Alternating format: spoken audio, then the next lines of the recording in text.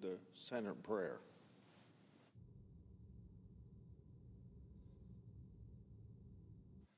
Let us pray. Our Lord and our God, as the waters fill the sea, fill our nation with people who know and love you. Today, guide our lawmakers so that they will live for your honor, ensuring that our citizens will have a government of, by, and for the people. Lord, use our legislators to help end this government shutdown. Increase their faith, hope, and love, enabling them to transform cacophony into concord, doubt into faith, and falsehood into truth.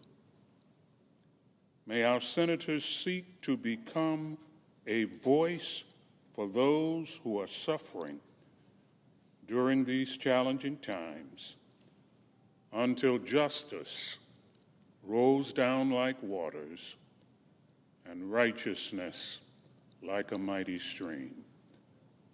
We pray in your great name. Amen. Will you please join me in the pledge? I pledge allegiance to the flag of the United States of America and to the republic for which it stands, one nation under God, indivisible, with liberty and justice for all.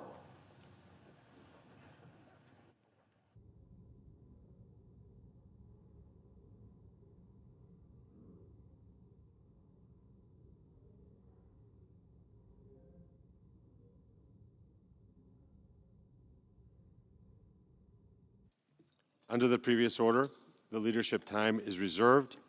Under the previous order, the Senate will be in a period of morning business, with senators permitted to speak therein for up to 10 minutes each. Mr. President. Recognize the senator from Iowa. Yeah. October is National Audiology Awareness Month. It also happens to be the 3-year anniversary of the bipartisan Over-the-Counter Hearing Aid Act regulations going into effect. You see this on television now, advertisements for Over-the-Counter Hearing Aid Act. Before this legislation was passed, there was a whole bunch of red tape you had to go through to buy very expensive hearing aids. Now they're more affordable. Now, while it took too many years for the Food and Drug Administration to issue these regulations 3 years ago, it followed my bipartisan 2017 law. I'm glad Americans now have access to safe, effective, and affordable hearing aid over the counter. While we've known for years that hearing loss is a major factor in a person getting dementia, it wasn't until recently that we found out that assessing hearing aids can decrease the risk of cognitive decline by nearly half. For many, purchasing hearing aids presents many questions. That's why accessing audiology service can be helpful. To access audiology services, like a diagnostic test under Medicare, a physician's order is required. That requires more time and a great number of hoops to jump through. I want people to know that I support cutting this unnecessary red tape. That's why I've partnered with my colleagues to introduce a legislation called the Medicare Audiology Access Improvement Act. Our bill will let seniors access a full range of hearing health services provided by licensed audiologists without the red tape. During Audiology Awareness Month, Americans should be aware that they can access hearing aids over the counter, and Congress is working hard to improve access to those audiology services. I yield the floor.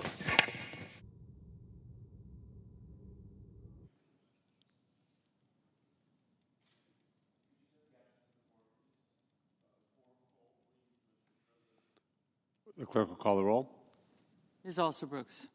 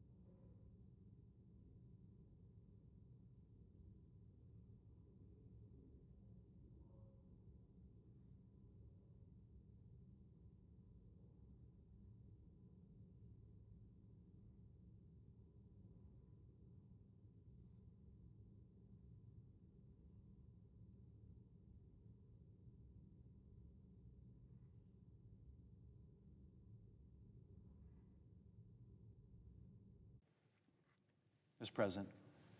I recognize the Majority Leader. Thank you, Mr. President. Mr. President, I ask unanimous consent the quorum call be suspended. Without objection. And I move to proceed to calendar number 168, H.R. 5371.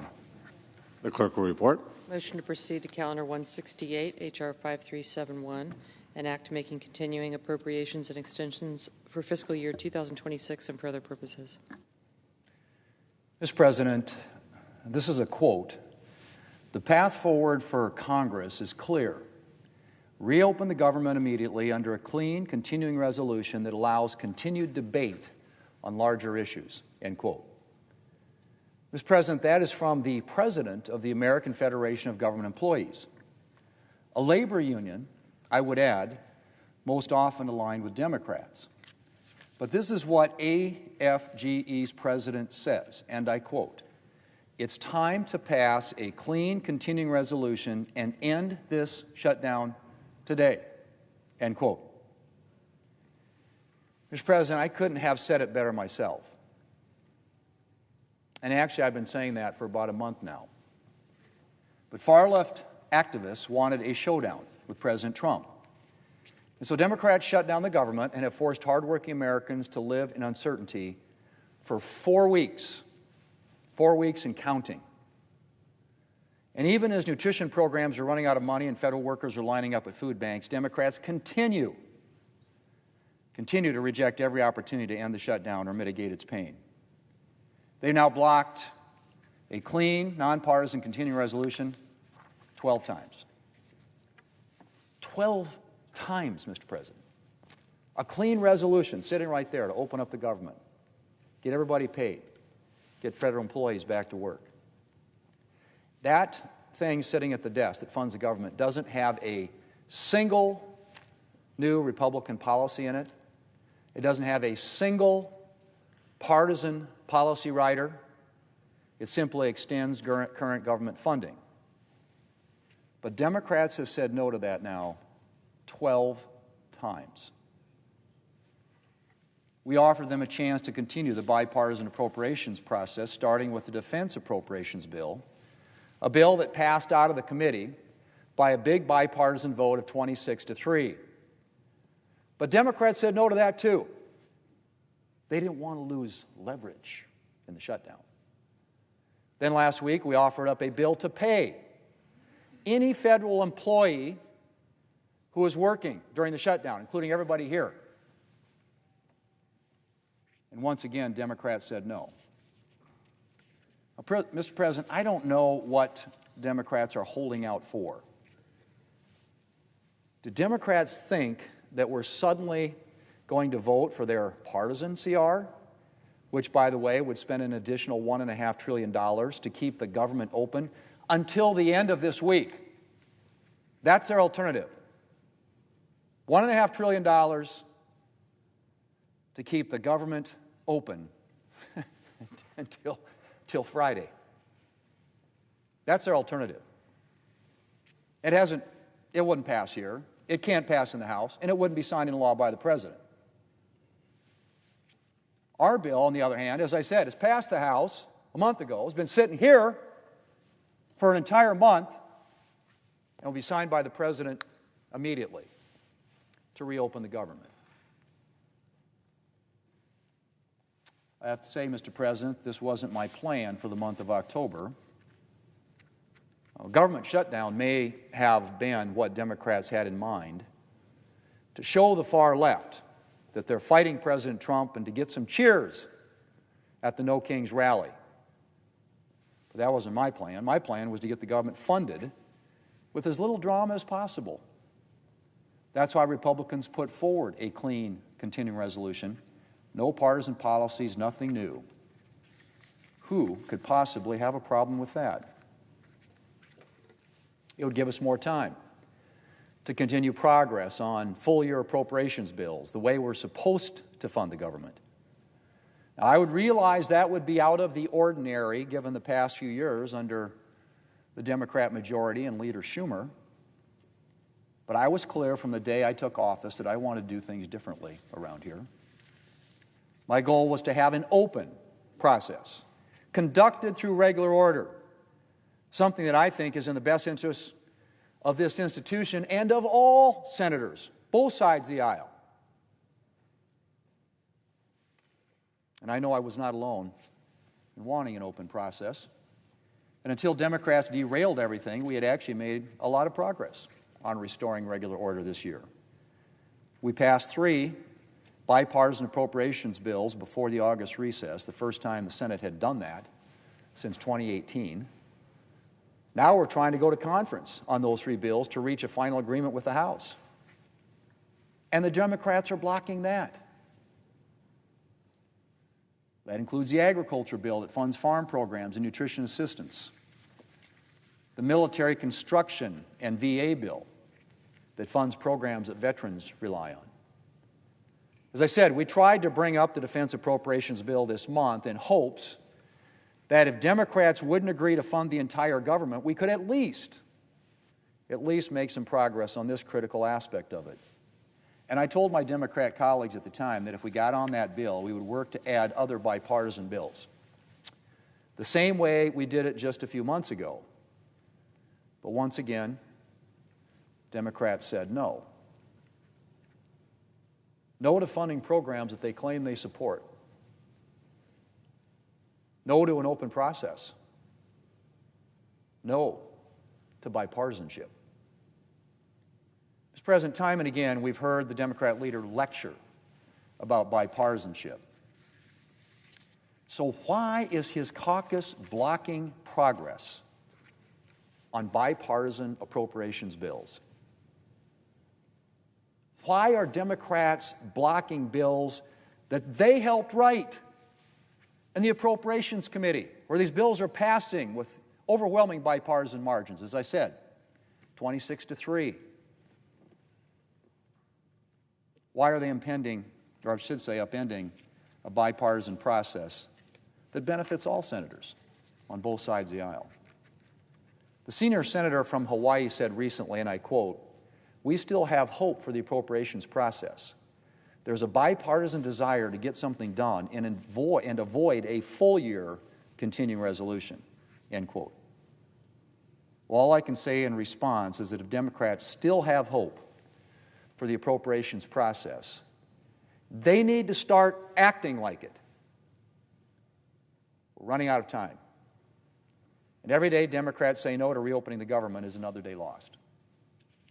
Mr. President, we've given Democrats a lot of opportunities to work in the best interest of the American people. But Democrats seem more interested in getting the upper hand in their partisan games. The number 2 Democrat in the House said last week, and I quote, "I mean,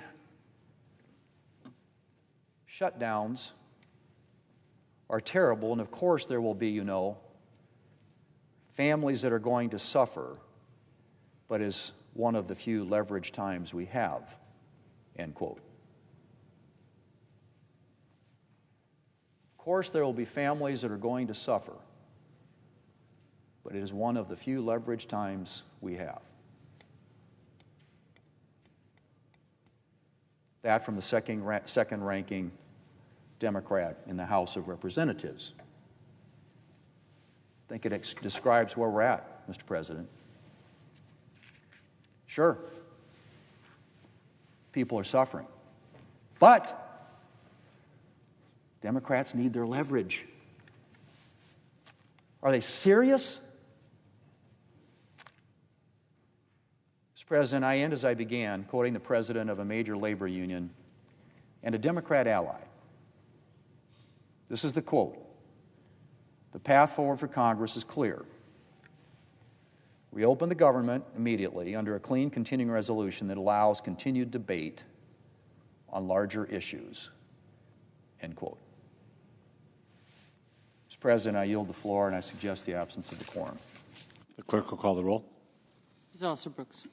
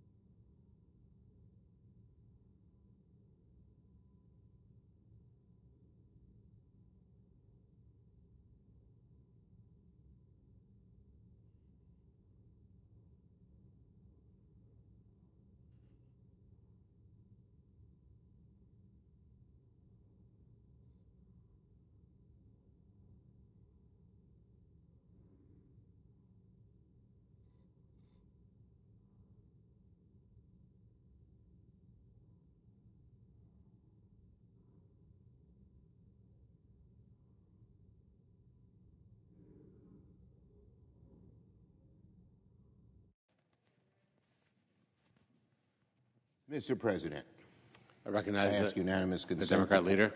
I ask unanimous consent the quorum be dispensed with. Without objection. Well, open enrollment is now just 4 days away, and Republicans do not even want to talk about fixing health care. Americans are on the brink of a health care crisis unlike we have seen in our lifetimes.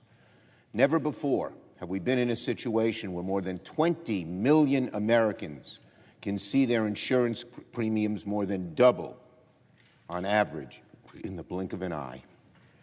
And that's just the average, because for many people it's worse. Yesterday, the state of New Jersey also announced the average New Jersey family would see premium hikes of 175%. 175%. In upstate New York, the average family with a plan costing $280 a month today is about to pay $1,700 a month for the same plan next year, a 500% hike. And that starts this Saturday with open enrollment. This crisis will be felt in every community and by nearly every single household, red, blue, purple, and everything in between. So tonight, Senate Democrats will come to the floor and warn our Republican colleagues in the nation of the devastation Republicans are causing by doing nothing on health care. We will highlight the impacts of surging premiums on families. We will share the stories we're hearing right now from people scared of premium hikes. I thank my colleagues for coming to the floor and speaking on this urgent issue. We are in a health care crisis, and Republicans don't even want to talk about how to fix it. The president isn't even in town, as Americans are about to be devastated by the bills they'll receive on health care. The president's on the other side of the world, instead of being here in Washington working with Congress to lower health care premiums. And when the president is in town, what's he focused on? Instead of being focused on fixing health care, Donald Trump's sending $40 billion to Argentina, spending $300 million on his ballroom, and giving Kristi Noem $170 million for 2 big private luxury jets. Meanwhile, millions of hungry kids and working families are about to lose SNAP benefits to buy food because Donald Trump has ordered the Department of Agriculture to rip up its own contingency plan. Isn't that a disgrace? Using hungry kids, hungry parents, hungry veterans as hostages. Cruel. Let's be clear about the facts. There is somewhere around $5 billion in emergency funds that could be used right now to ensure parents and kids don't go hungry when SNAP runs out this Saturday. The USDA said weeks ago that contingency funds were, quote, available to fund participant benefits. That's the U.S. Department of Agriculture, Trump's own cabinet position. But now they've reversed course and literally wiped their plan from their own website because Donald Trump has ordered them not to use this funding. Donald Trump should reverse course immediately and allow these emergency funds to go through to spare working families from hunger and needless suffering. What the administration is doing, ordering the U.S. Department of Agriculture not to use emergency funds to keep SNAP afloat, is an act of cruelty. Cruelty. The same administration that gifted Argentina a $40 billion bailout and cut taxes for billionaires by $1 trillion is now telling hungry kids, you're on your own. And what about Republicans in Congress? Today, Leader Thune will force yet another vote on a Republican CR that has zero bipartisan input. It's a partisan bill and does nothing, most importantly, does nothing to solve the ACA crisis. Just now here on the floor, the Republican leader seemed perplexed about what precisely it is that Democrats are pushing for. He knows damn well what Democrats want. It's the very same thing that a vast majority of Americans want, including nearly 60% of MAGA voters. We want lower health care costs now. We want to solve the ACA premium crisis now. Open enrollment is just days away. We want lower costs, better health care, and to reopen the government. Let me repeat again what Democrats want so the leader can hear it loud and clear, the Republican leader can hear it. We want lower health care costs, fix the ACA premium crisis, and reopen the government. We Democrats have been calling on Republican leaders to sit down with us and negotiate and address this crisis since the summer. But even now, Leader Thune insists we should fix ACA premiums later, not right away. This is not good enough for the American people, because Americans know when it comes to health care, when Republicans say later, they mean never. Meanwhile, the House of Representatives has become a ghost town. It's been 39 days since members of Congress have shown up for work. We all know what's going on here. Speaker Johnson's simply afraid to bring the House back because the minute he does, a good number of House Republicans will start saying exactly what many of us are calling for, that we need to address the ACA premium crisis as soon as we can. The Speaker is so afraid of exposing divisions within his own conference that he has unilaterally shut down one half of the legislative branch of government.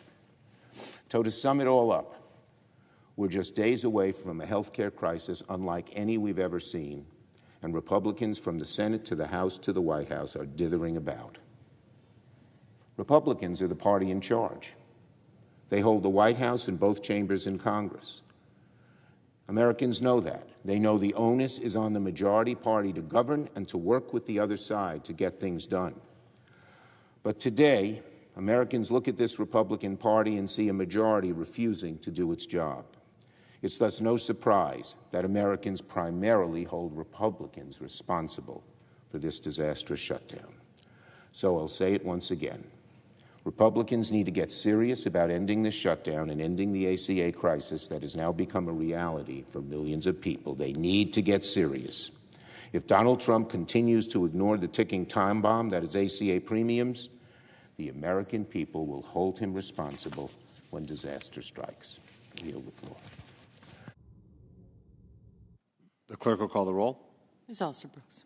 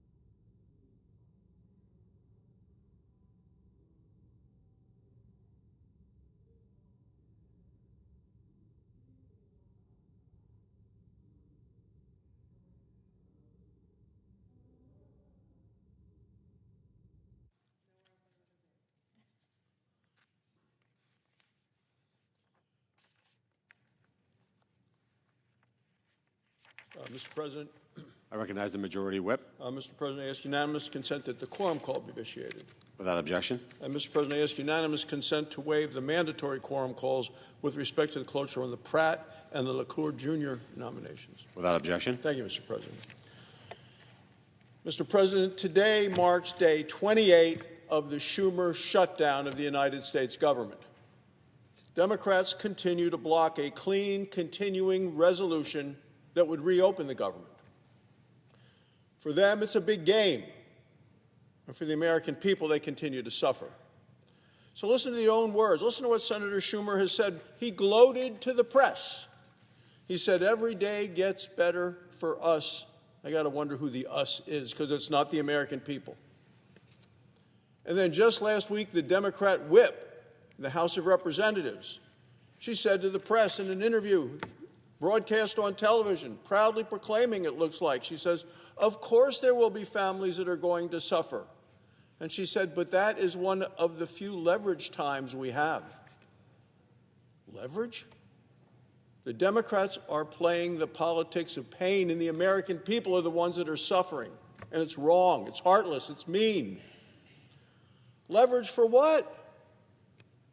Taxpayer giveaways of health care funded by the taxpayers to illegal immigrants who stormed into this country in the last administration? Is that why they're shutting down the government? Leverage for that? Leverage for $1.5 trillion in new spending? Leverage so they can eliminate the one thing that we passed this summer to help our rural hospitals, $50 billion for rural hospitals, remote hospitals like those that we have all across the country. They want to get rid of that. Leverage for that. Leverage that they continue to suck up to the far left radical wing of their party they're trying to impress. That's not good for our country. Mr. President, it's not good for health care. It's not good for anything. I'm a doctor, practiced medicine in Wyoming for 24 years, and look, I want Americans to have high-quality, affordable health care. That's what we want for the American citizens. But right now, that's impossible because American health care is broken. The Democrats broke it. They broke it when they passed Obamacare. The day they passed Obamacare, they broke health care in America. And a headline in the Sunday New York Times proves the point. First three words, Obamacare is pricey. That's what they've done. They said, oh, we want to lower the cost of care. They didn't. They misnamed it, as put the word affordable, and there's nothing affordable about it. Obamacare has been pricey from the beginning, and it's getting worse. The Washington Post editorial page agrees. They wrote recently, quote, the real problem is that the Affordable Care Act was never actually affordable. That's the Washington Post. They're right. Obamacare is a failed program. It's failed financially. Democrats created it, and they continue to defend the failure today. Democrats tried to prop up Obamacare with very juicy subsidies to try to hold down out-of-pocket costs. Then when Joe Biden became president, Democrats added Biden COVID bonus payments on top of all the subsidies. These payments are an admission that Obamacare's flaws have only gotten worse. Democrats voted twice to make these Biden COVID bonus payments temporary. The first was scheduled to end in 2022, but they were noting that Obamacare was still failing miserably, so they extended the payments again, and they extended them to the end of this year. Democrats set the expiration date. Democrats created the cliff. Democrats created what they're now referring to as a crisis. Remember, Democrats created Obamacare, and they created these Biden COVID bonus payments, and they did it without a single Republican vote. Not in the House, not in the Senate, not a single one. These payments were always intended to be temporary, or so they claimed. Democrats' own report that they wrote back there when they passed it says they were to be applied, quote, during the public health emergency. Today, Democrats are now demanding $350 billion in permanent new spending. Why? Because they need to prop up Obamacare once again because it's failed. When the Democrats say fix it now, what they're really saying is prop up Obamacare forever. It's wrong. COVID is over. Democrats probably didn't see the memo. Maybe they don't realize it's over. They're still trying to go after money for COVID. Look, even after the Biden bonus COVID payments expire, the federal government is still going to pay for 80% of the average Obamacare enrollee's premium because Obamacare is pricey. That's what the New York Times tells us. What is expiring now is this added cash that Democrats paid insurers during the pandemic. Money didn't go to private individuals, didn't go to the citizens, it went to the insurance companies. They won't tell you that either. These Biden COVID bonus payments are riddled with waste, fraud, abuse, and actual corruption.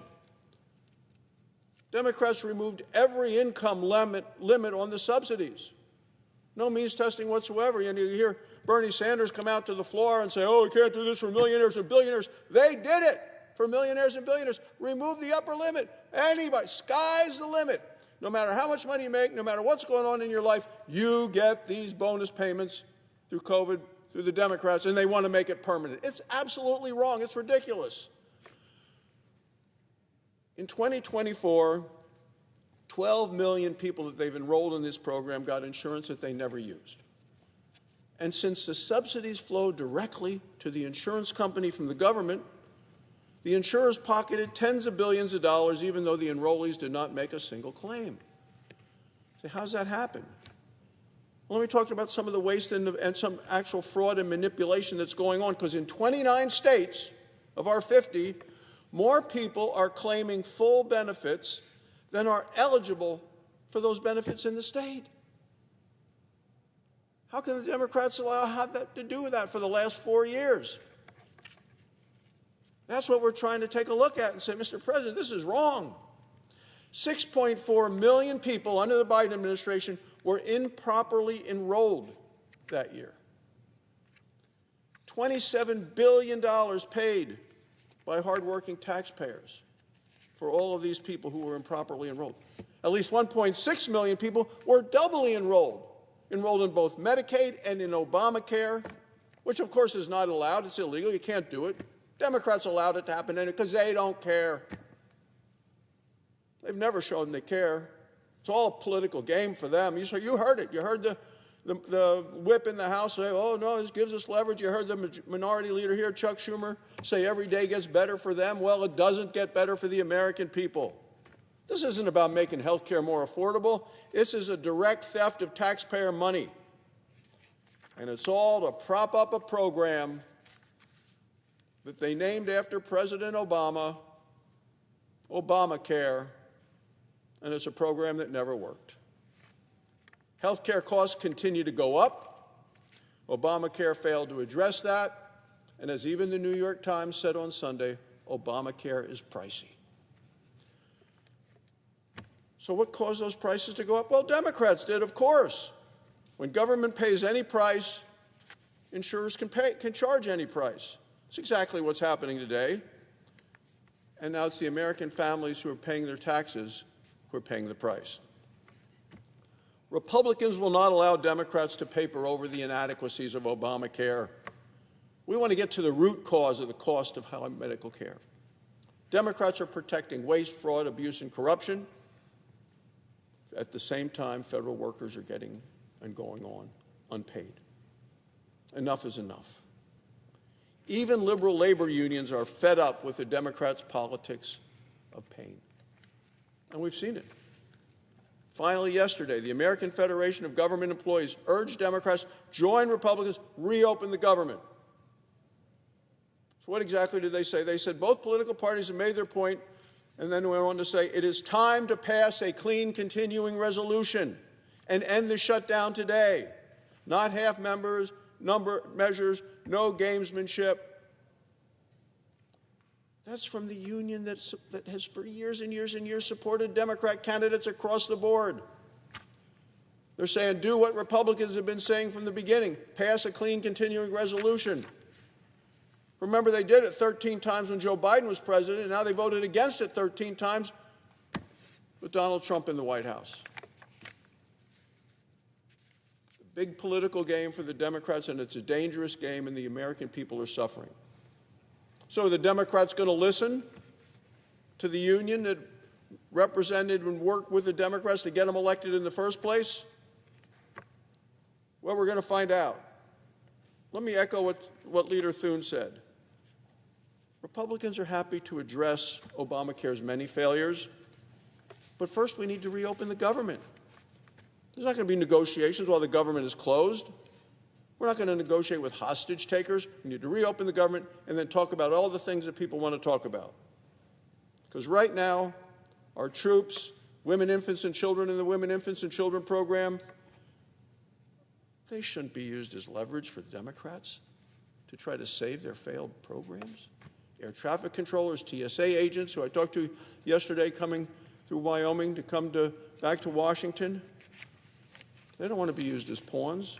They don't want to be thought of as chips on the table in a political game of leverage. And Chuck Schumer saying every day gets better for us.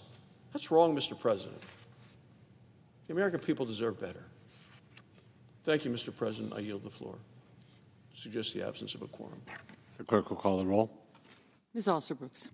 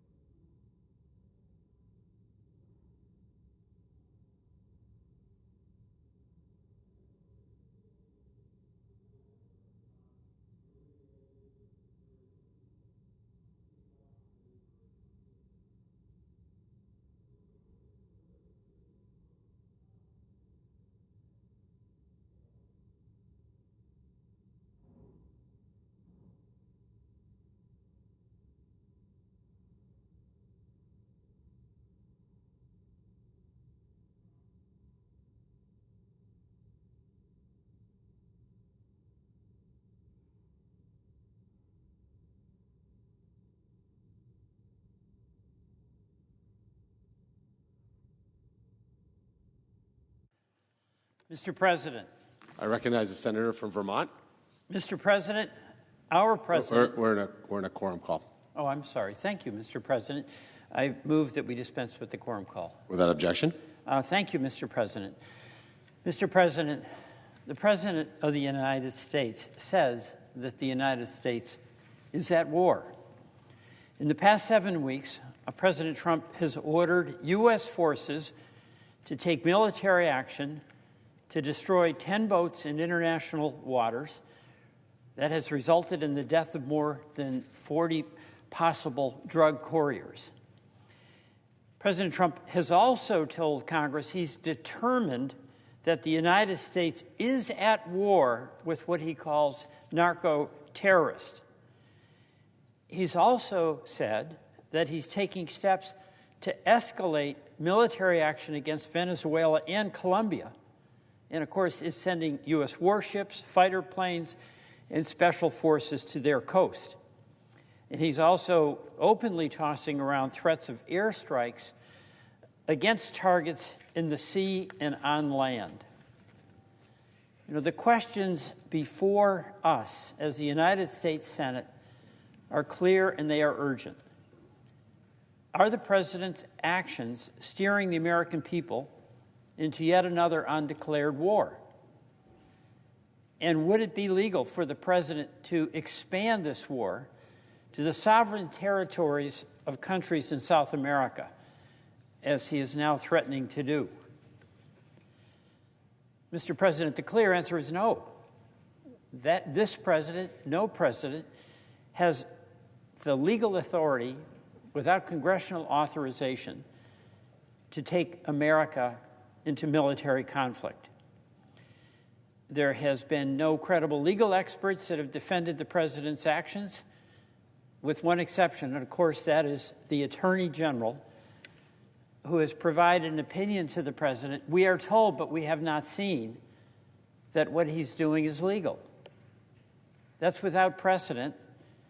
It's without precedent for the top legal official in this country to give an opinion that it's legal to go to war without congressional authorization. But it's clearly the legal advice the president wanted and won't even share with the members of the United States Senate. The president, of course, seems to be basing the legality of these actions on the declaration that drug traffickers are terrorists. We all join in hating what the drug traffickers do. But it's also based on that legal opinion, the Office of Legal Counsel at the Justice Department, that we're told gives legal cover for the president to do what is clearly beyond the authority of a chief executive. We know nothing about that opinion, and all in this body who have called for it to be released are doing the right thing.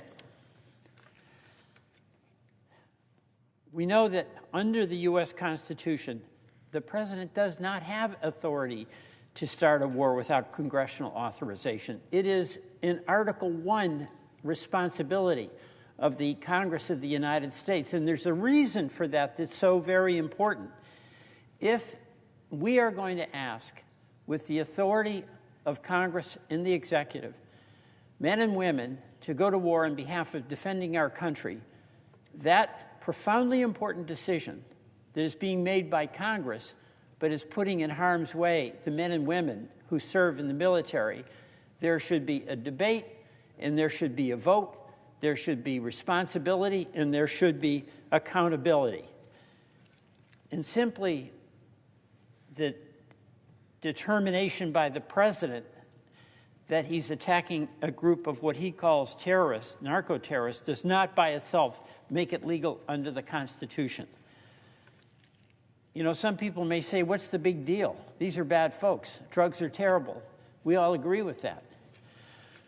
But it's not up to the president to determine whether we go to war. It's up to Congress. Should we be going to war with Venezuela? You know, all of us are on board, Republicans and Democrats, with the fight against narcotics, illegal drugs, fentanyl in particular, which mostly enter the U.S. through Mexico and on the Pacific Ocean, are wreaking havoc on our communities. It's happened in Vermont, as well as West Virginia, Idaho, Florida, Montana, every other state. Our sons and daughters, mothers and fathers are struggling with addiction and dying from overdose. So yes, this is a very serious problem, and we should be doing far more to deal with it, treating addiction in our own country, bolster our local police forces, our mental health resources, and to work with source countries to stop the production and transshipment of these dangerous drugs. This has not been a partisan issue, and in fact, it is an issue where, when I served in the House, there was Republican and Democratic collective action to provide treatment that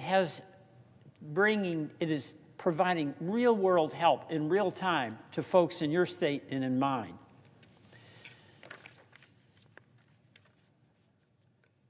But laws matter, and the Constitution matters. If the president does want to start a war, if he wants to put America's troops in harm's way, he needs to seek authorization from Congress. And as my colleagues and I know too well, the United States has a very unfortunate history of wars, forever wars, started by presidents who misrepresented the facts.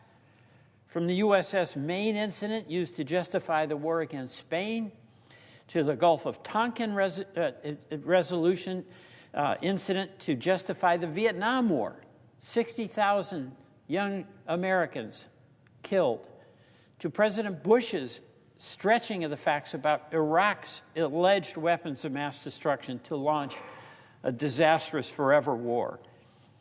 In each of these cases, majorities of our predecessors on this very Senate floor abdicated their responsibility to question the president's intentions and justifications for war.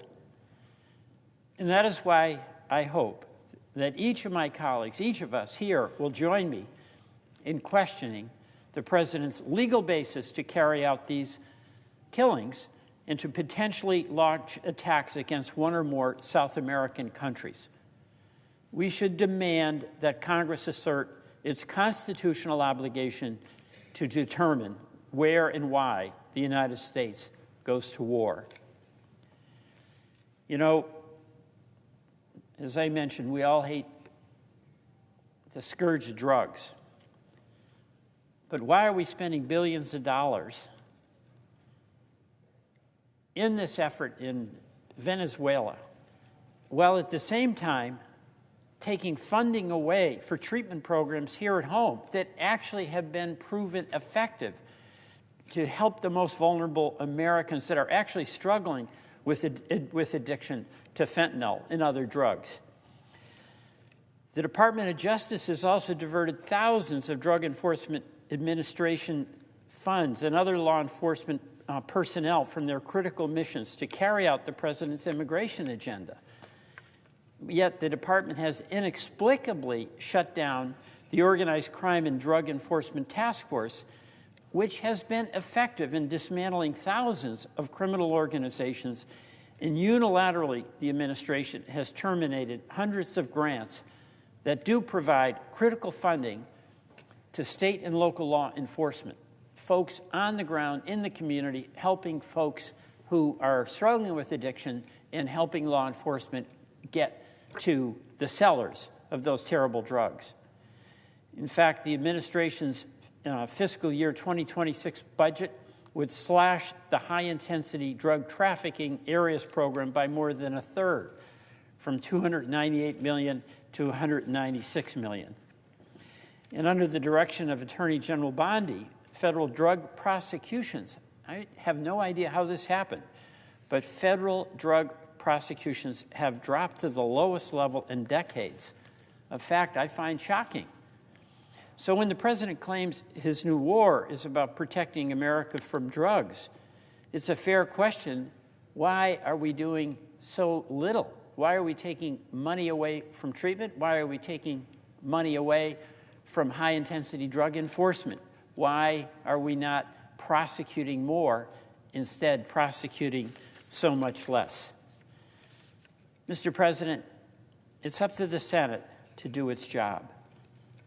We have seen from history that our failure to assert our constitutional responsibility to decide whether to send our military to war has resulted in grievous suffering for the American people and a weakening of our national security. Mr. President,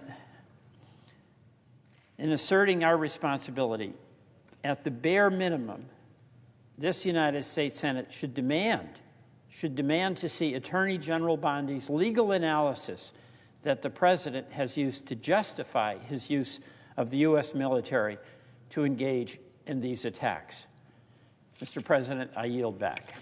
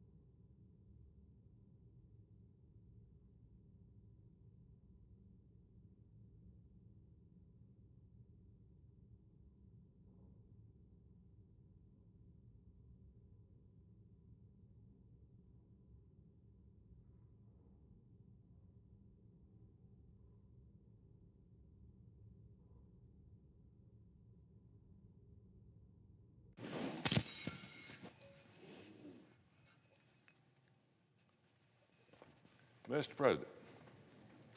Senator from Alabama.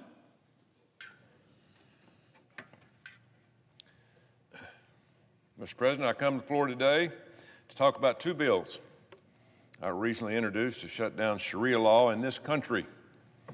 I ruffled some feathers a few weeks ago when I came to the Senate floor to talk about what I believe is the greatest national security threat facing the United States of America: radical Islam and Sharia law. The Democrats and the mainstream media, they've been coming after me ever since I started talking about this subject. But after spending 40 years coaching, I don't really care what people think about me. I love this country, and I want to save this country for our kids and our grandkids. You know, I was back in Alabama this weekend, and I heard from countless Alabamians who told me they are 100% behind what I'm talking about. At the end of the day, I work for the great people of Alabama and the great people of this country, not the pearl-clutching media that is out there hammering me every day. Speaking of Alabama, I'm proud that the Yellowhammer State banned Sharia law a long time ago. For too long, people have been afraid to call out radical Islam for what it is. Because if you dare to speak out, the left will come after you, your family, your reputation, and your job. They'll try to ruin your life just because they disagree with you. That's how they play the game. One of the radical left's go-to tactics is to accuse anyone who disagrees with them as being a racist, a bigot, or intolerant. They've tried that with me, calling me an Islamophobe for calling out the evils of Islam. But there's only one problem with that strategy. One, radical Islam isn't a race, it's an ideology. It's a choice. And I would argue it is a cult. So no, I'm not an Islamophobe. If you want to peacefully practice your religion, that's fine with me. That's what our Constitution gives you the right to do. Our Constitution gives you that right, and that's why we have millions of Christians, Jews, Mormons, Hindus, Buddhists, and peaceful Muslims who worship freely in this great country of ours called the United States of America. But if you come here, you are expected to assimilate to our country and our values. I recently saw a stat that absolutely shocked me. We have 42 million people in this country that are on food stamps. 42 million. You would think these people are just Americans who have fallen on hard times, which is who the program is for. But a disproportionate amount of these 42 million people are immigrants. 45% of Afghanistani immigrants are on food stamps. 42 of the Somalian immigrants are on food stamps. And 59% of all illegal aliens are collecting food stamps. 59%.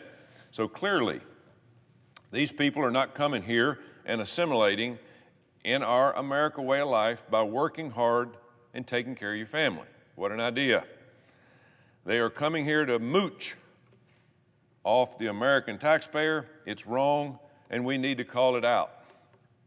But beyond the taxpayer concerns, this religion is also fundamentally incompatible with our Western values, so wake up, America. The Quran instructs Islamists to fight Jews and Christians, along with anyone else who doesn't believe in Allah. Simply put, radical Islam teaches that it is righteous to kill Christians. It's righteous. There's no peaceful coexistence with this type of people. None. Just look at the Middle East and North Africa, where Christians and Jews are being slaughtered by the thousand. Where's our media? Where are they at? More than 7,000 Christians have been slaughtered by radical Muslims in Nigeria so far this year. 7,000. That's 35 people that have been killed every day this year. Where's the mainstream media? How come they're not talking about that? Radical Islam demands complete obedience, complete, 100%, and will kill you if you dare to speak out against their beliefs and ideologies. This isn't anything new. Muslims have been fighting to wipe out Christians and Jews for centuries. But now the problem isn't just confined to faraway Middle East. It's happening right here in our backyard in 50 states. We're already seeing cities in Michigan, Minnesota, being taken over by Sharia law. In Dearborn, Michigan, a Christian pastor recently protested a street was named after a radical Islamist terrorist. The pastor just complained about it. In response, the Muslim mayor of Dearborn told the pastor that he is no longer welcome in the town and will celebrate the day that he leaves. Think about that. A Christian pastor is being silenced here in America for objecting to a taxpayer-funded road being named after a terrorist. We're losing it. Or take what has been happening in Minneapolis, Minnesota, which has been and seen a massive influx of Somalians moving into their neighborhood. I recently saw a story that absolutely shocked me. More than 75 Somalians have been arrested in a massive scheme where they stole $300 million from a American taxpayer-funded child nutrition program. $300 million. So these Somalian criminals came to Minneapolis. They took advantage of our free schools and our free health care, and then they stole $300 million from American taxpayers right under our noses. Where is the media? Where's the outrage? And where did this money go? Where do you think it went? You guessed it. It went back to Somalia. It's disgusting, and these people should be deported, if not jail for life. In case you're still unclear about the dangers we're facing, here are a few reasons why Sharia law does not work in a Western society like the United States. In America, we value free speech. The U.S. Constitution gives us that right. The First Amendment is what makes this country, America, great.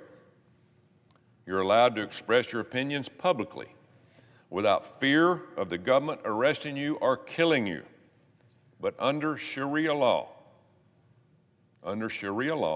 any criticism that goes against what Muhammad or the Quran says can be punishable by death. Further, under the U.S. Constitution and the First Amendment, equal rights for people of all faiths are protected. Western culture treats everyone equal, regardless of their religious beliefs. Under Sharia law, if you are not a Muslim, you are treated as the enemy. Radical Islam says you can discriminate against and even be violent towards non-Muslims. We see that happening now in Europe, where non-Muslims are being violently attacked every day, all over Europe. It's because Sharia law not only accepts but encourages this type of disgusting behavior. Another major difference between Islam and our Western culture is the way we treat women. In the U.S., marriage happens when a man and woman mutually decide that they want to get married and be with each other. But under Sharia law, older men are allowed to marry 6-year-old girls, which is unbelievable. 6 years old. That's not marriage. In America, we call that pedophilia. But that's just scraping the surface. In Sharia law, women are sold, raped, trafficked, no problem to them. That's their way of life. Women are not allowed to get an education or have a job. They aren't even allowed to leave home without a man escorting them. And women are forced to wear burqas, which cover basically everything but their eyes. Meanwhile, men are allowed to have multiple wives, marry children, and do not have to cover their heads. It makes your blood boil. Not to mention the horrible way that minorities are treated in countries that follow Sharia law. There's no tolerance in these countries. If you live in a country that practices Sharia law and are not Muslim, you're lucky if you aren't thrown in jail or killed. That's because Islam and Sharia law teach that you must hate non-Muslims and should wage jihad, which literally means holy war against people who do not believe. One thing I find particularly ironic is how the left turns a blind eye to the horrible ways LGBT people are treated in countries that follow Sharia law. In countries like Iran, Saudi Arabia, and Yemen, gay people are often given the death penalty. Does that sound like a peaceful, tolerant religion to you? Not me. Unfortunately, this poisonous religion, which I think is closer to a cult, is rapidly growing in this country. Wake up, America. Look no farther than New York, where a radical Islamist, Zohan Mandami, is the front runner to become the next mayor. Mandami has tried everything he can do to hide his radical Islamic beliefs ever since he started campaigning. But he was recently seen in a photo with the co-conspirator of the 1993 World Trade Center bombing. Think about that. And they're getting ready to elect him mayor. The leading candidate for mayor of New York City is cozying up with an openly jihadist terrorist sympathizer. Where are we going? In New York, if New Yorkers are stupid enough to elect a radical Islamist as their mayor, then they deserve what they get next, and it is coming. I truly believe we're at the crossroads of this country. The time for political correctness is over. That's why I've introduced 2 bills in the Senate to end Sharia law in this country. End it. The first one is No Sharia Act, which makes it illegal to practice Sharia law when it conflicts with our Constitution. As I've repeatedly said, the radical Islam cult is the opposite of everything, I mean everything that we stand for in America. The second bill I introduced, the Preserving a Sharia Law or Sharia-Free America Act, prevents all foreign nationals who advocate for Sharia law from entering this country. No more. If you want to practice that, stay where you're at or go to one of the other 50 countries that practices this. The Trump administration banned people from nearly 50 Muslim countries during the first administration. And thanks to Joe Biden's 4 years of open borders, we now have thousands, I mean thousands of terrorists and their sympathizers who entered our country unchecked. How stupid was that? We have to shut off the spigot before it's too late. This is a major national security threat. Radical Islamists have proven over and over again that they are willing to do whatever it takes to kill just one American citizen. And it didn't just happen overseas. It has been allowed to fester and is alive and well in our very own country, just waiting for the right opportunity to attack. So now's the time to act, because if we don't, we're going to lose this country as we know it. Open your eyes, America. The values of this country was built on cannot coexist with radical Islam. It doesn't work. It's one, our Constitution, or the other. You can't mix them. This isn't a Republican or Democrat issue. This is an American issue. Just look at Europe. We are headed down the same dark path as what Europe's going through now if we don't wake up. We need to permanently shut down Sharia law in this country before it's too late. Wake up, America. Mr. President, I yield the floor.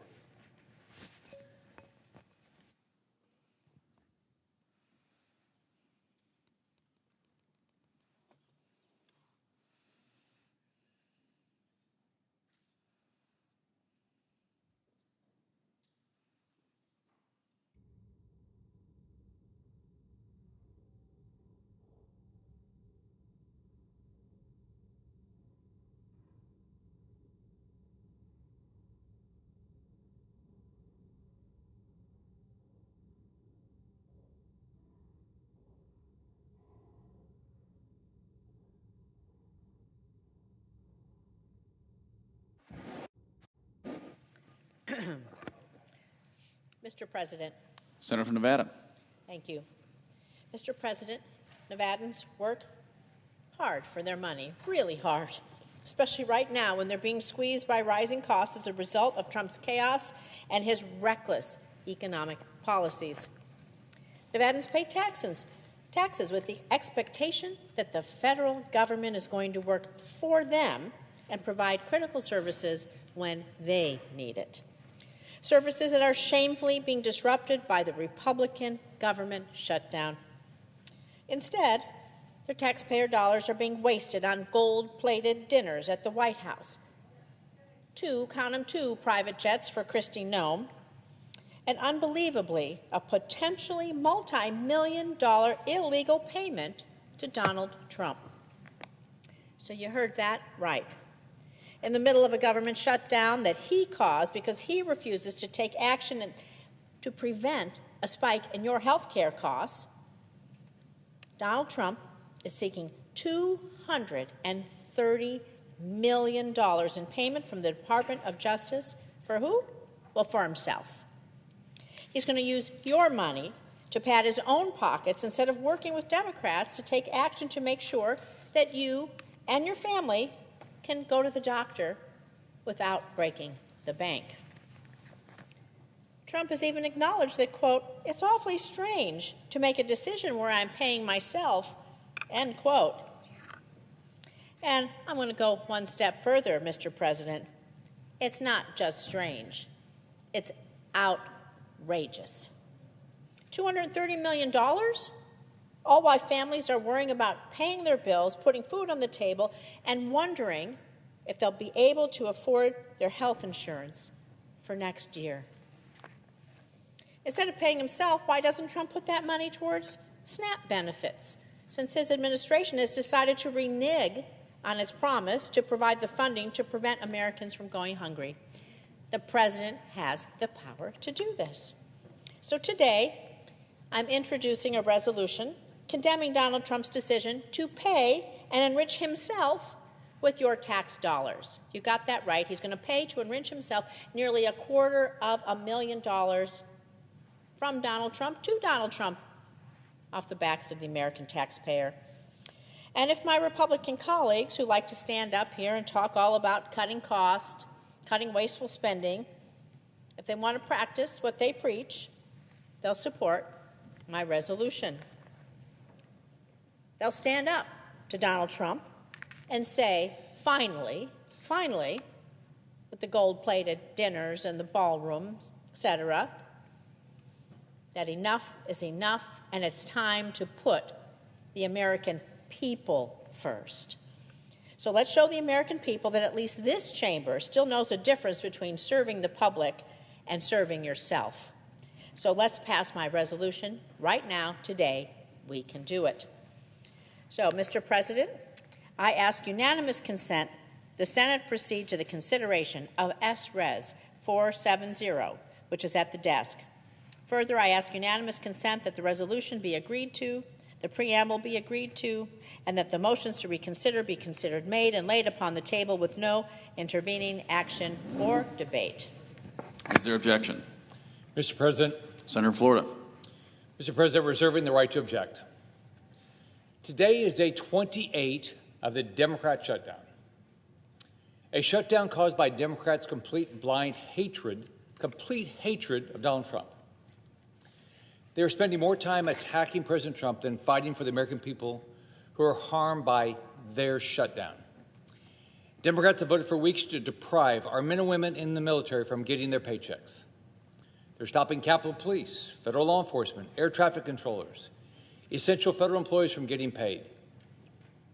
In just a few days, 42 million people receiving SNAP benefits may not get the benefits they rely on because the Democrats will not support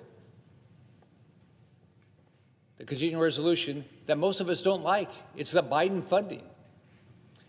Clearly, my Democrat colleagues are willing to do anything they can to attack President Trump instead of voting to reopen the government and stop this recklessness. The American people are sick of the political games at their expense, and so am I. Therefore, I object. Objection is heard. Mr. President. Senator Nadab.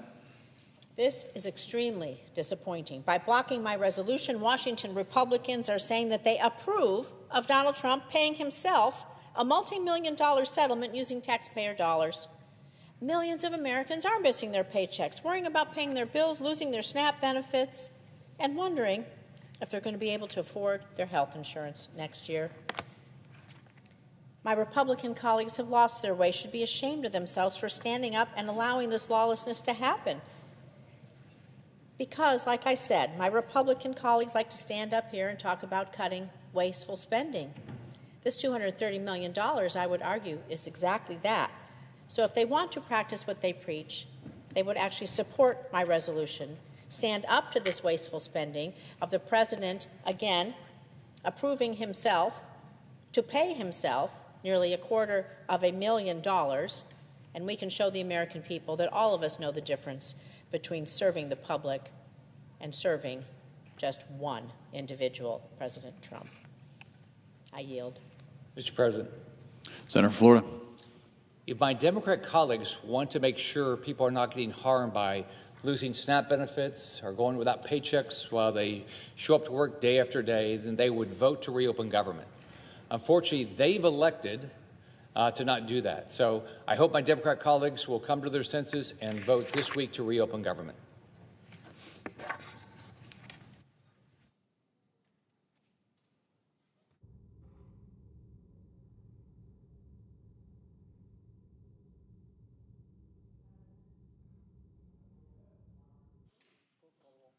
Clerk, call the roll. Ms. Alston-Brooks.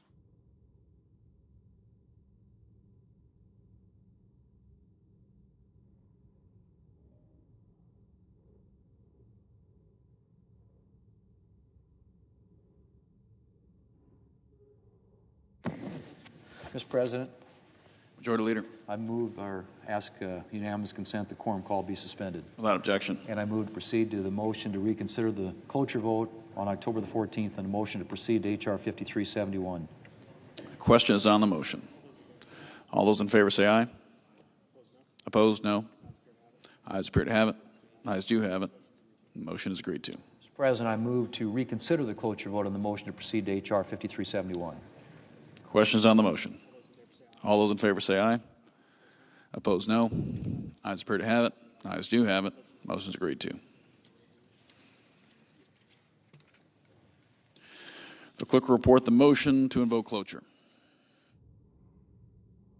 Cloture motion. We, the undersigned senators, in accordance with the provisions of Rule 22 of the Standing Rules of the Senate, do hereby move to bring to a close debate on the motion to proceed to calendar number 168, H.R. 5371, an act making continuing appropriations and extensions for fiscal year 2026 and for other purposes, signed by 17 senators.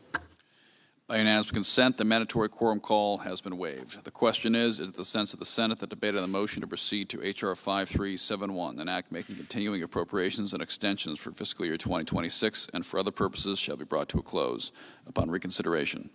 The yeas and nays are mandatory under the rule. The clerk will call the roll. Ms. Alston-Brooks, Ms. Baldwin, Mr. Banks, Mr. Barrasso, Mr. Bennett, Mrs. Blackburn, Mr. Blumenthal, Ms. Blunt-Rochester, Mr. Booker, Mr. Bozeman, Mrs. Britt, Mr. Budd, Ms. Cantwell, Mrs. Capito, Mr. Cassidy.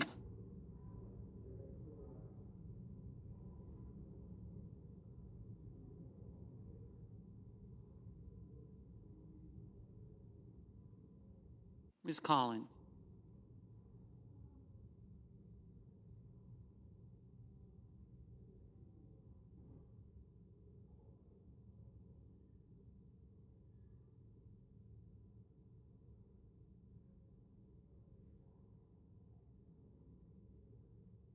Mr. Coons.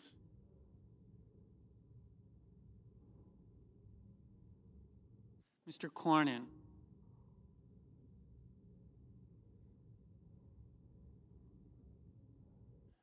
Ms. Cortez Masto. Mr. Cotton. Mr. Kramer. Mr. Crapo. Mr. Cruz. Mr. Curtis.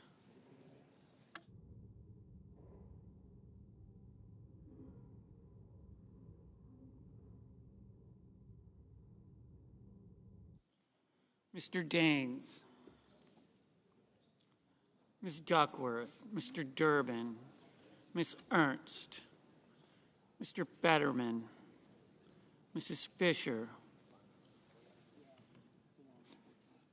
Mr. Gallego. Mrs. Gillibrand. Mr. Graham. Mr. Grassley. Mr. Haggerty. Ms. Hassan. Mr. Hawley. Mr. Heinrich. Mr. Hickenlooper, Mr. Rono, Mr. Hoven, Mr. Husted, Mrs. Hyde-Smith.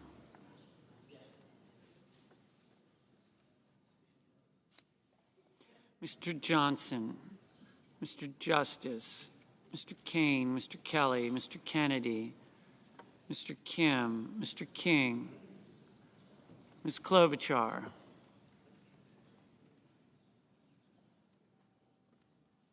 Mr. Langford, Mr. Lee, Mr. Lujan,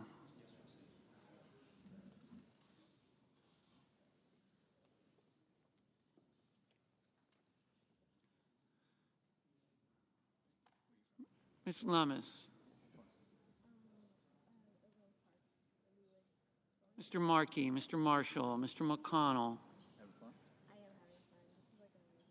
Mr. McCormick, Mr. Merkley, Mrs. Moody, Mr. Moran, Mr. Moreno, Mr. Mullen, Ms. Murkowski, Mr. Murphy, Mrs. Murray.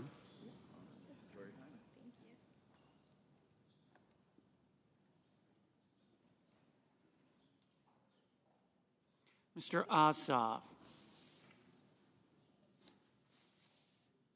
Mr. Padilla,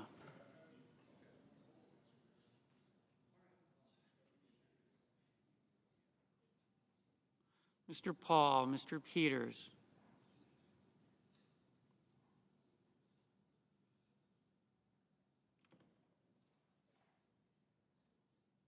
Mr. Reed, Mr. Ricketts, Mr. Risch,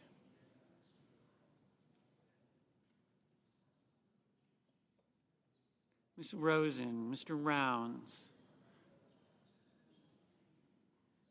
Mr. Sanders, Mr. Schatz, Mr. Schiff, Mr. Schmidt, Mr. Schumer, Mr. Scott of Florida, Mr. Scott of South Carolina, Mrs. Shaheen, Mr. Sheehy, Ms. Slotkin, Ms. Smith, Mr. Sullivan,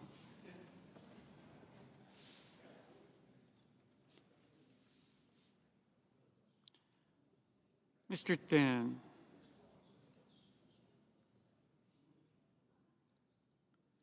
Mr. Tillis, Mr. Tuberville, Mr. Van Hollen, Mr. Warner, Mr. Warnock, Ms. Warren, Mr. Welch, Mr. Whitehouse, Mr. Wicker, Mr. Wyden, Mr. Young.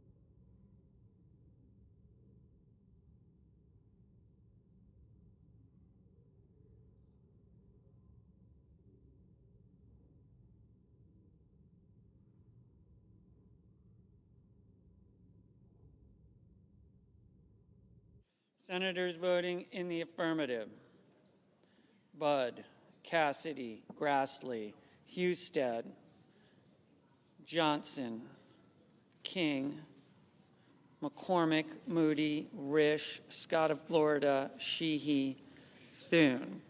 Senators voting in the negative: Baldwin, Blunt Rochester, Booker, Cantwell, Duckworth, Hassan, Kim, Rosen, Schiff, Welch.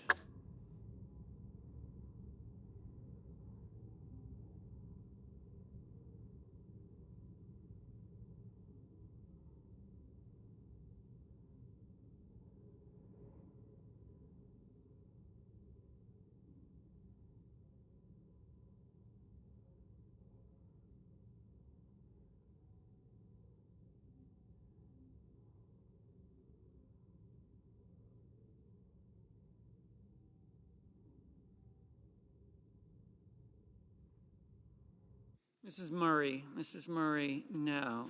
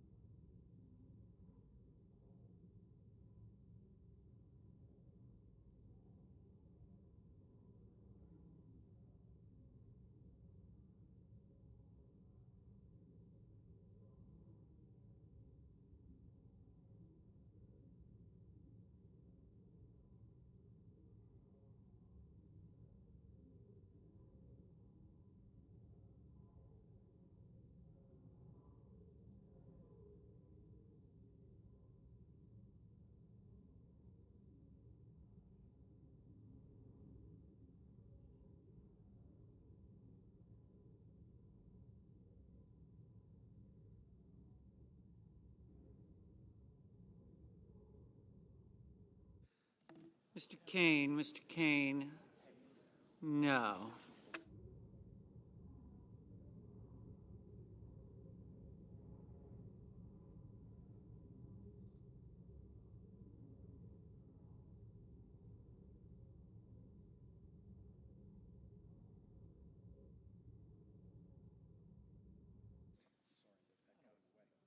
Mr. Barrasso, aye.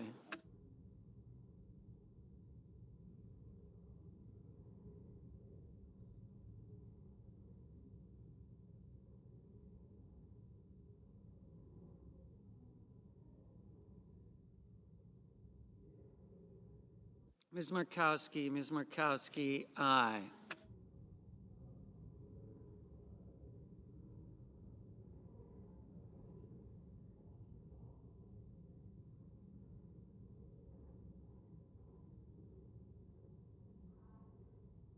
Mrs. Blackburn, aye.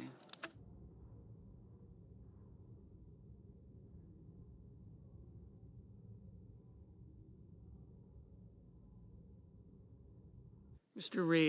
Reed, no.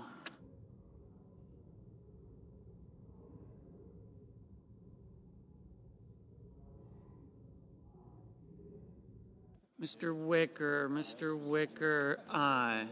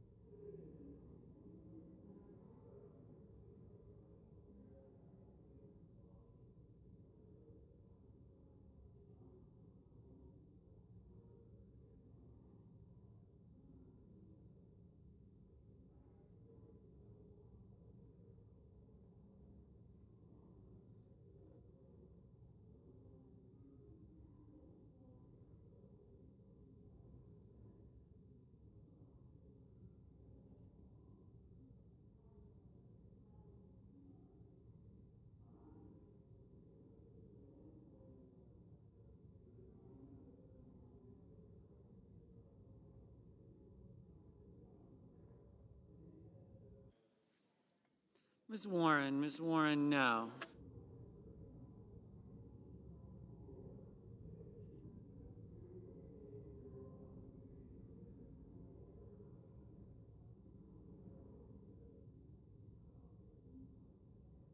Mr. Daines, aye.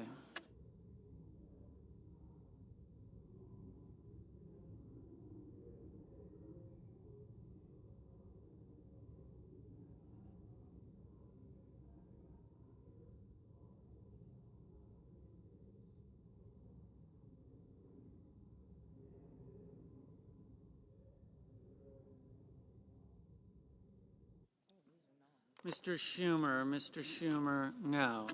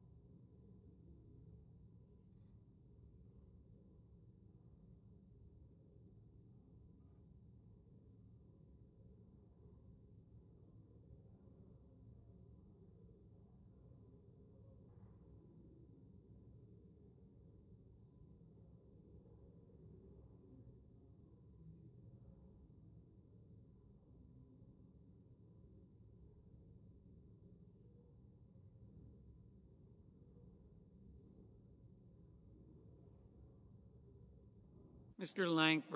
Langford, aye.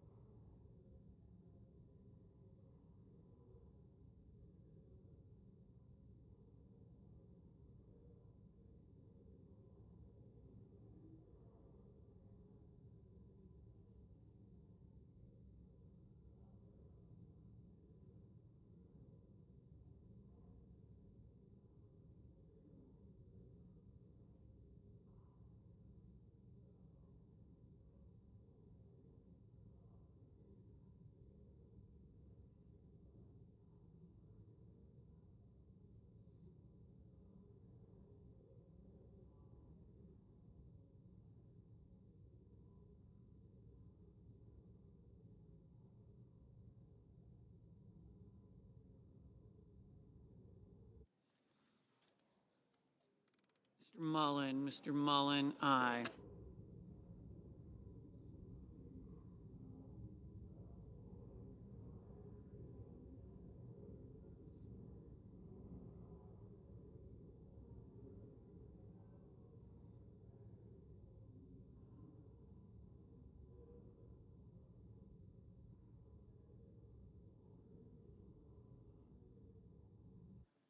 Mr. Warner, no.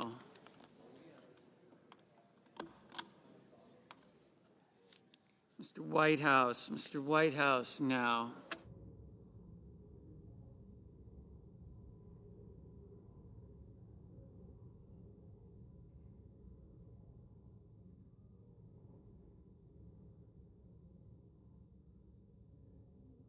Mr. Rounds, aye. Mr. Marshall, aye.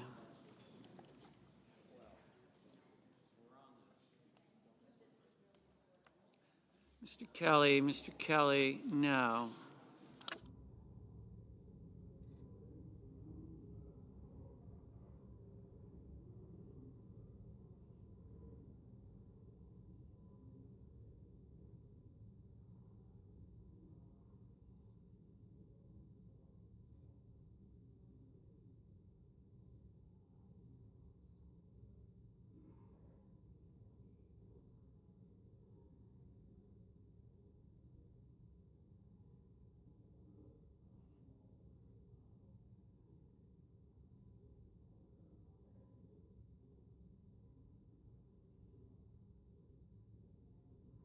Mrs. Hyde Smith, aye. Mr. Graham, aye. Mr. Ricketts, aye.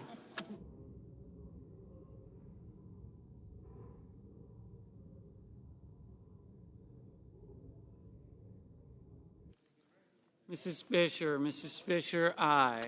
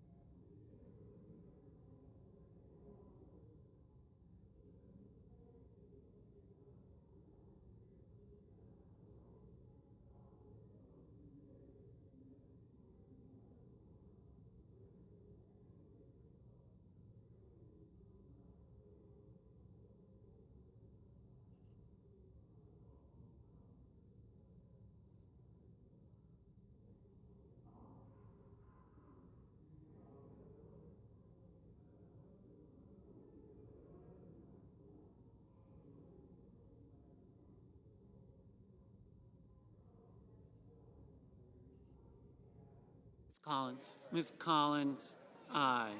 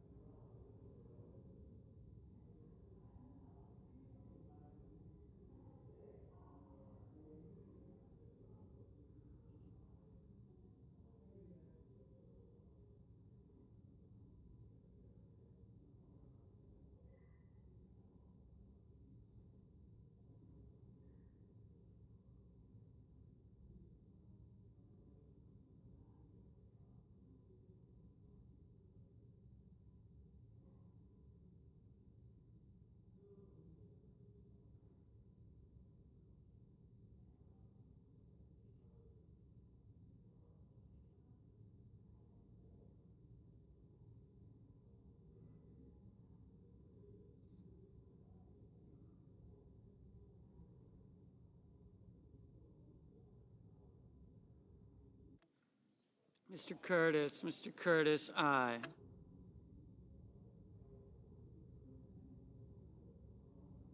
Mr. Sullivan, aye.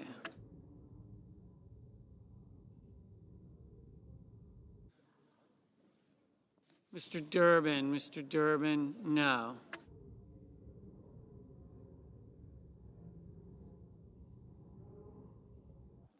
Mr. Schatz, no.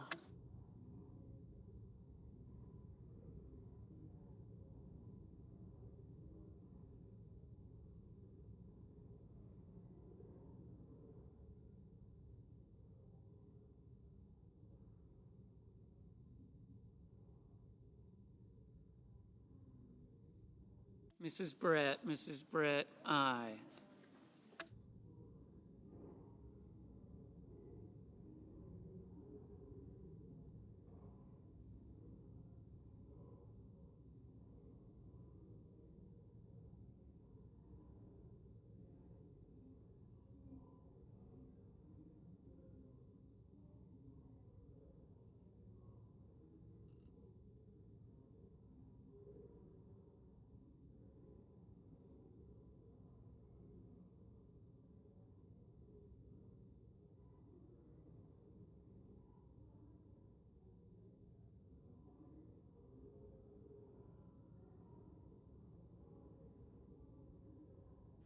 Mr. Van Hollen, no.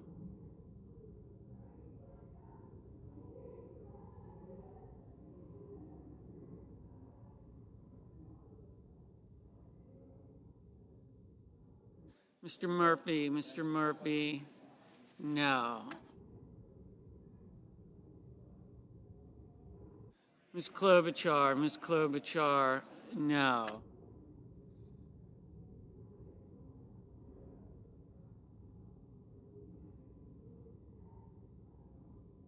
Mr. Young, aye. Ms. Ernst, aye. Mr. Paul, no. Mr. Wyden, no.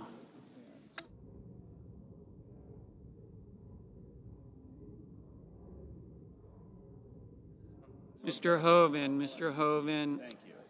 aye.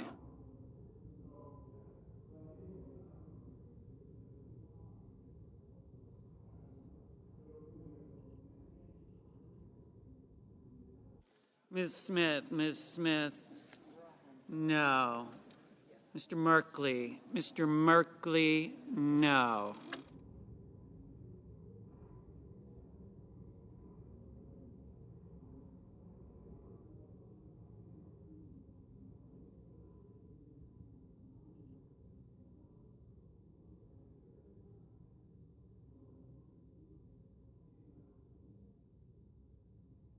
Mr. Cornyn, aye.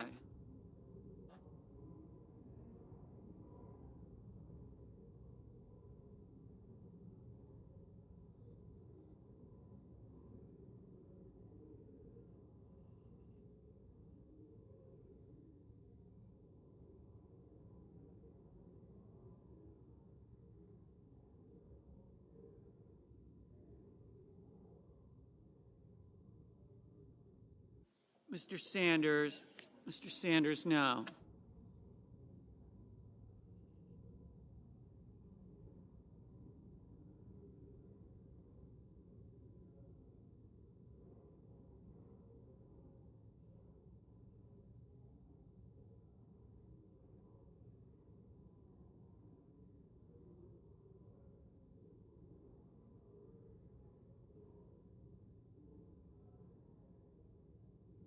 Mrs. Gillibrand, Mrs. Gillibrand.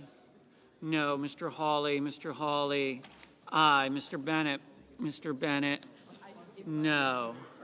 Mr. Blumenthal, Mr. Blumenthal. No. Mr. Cotton, Mr. Cotton.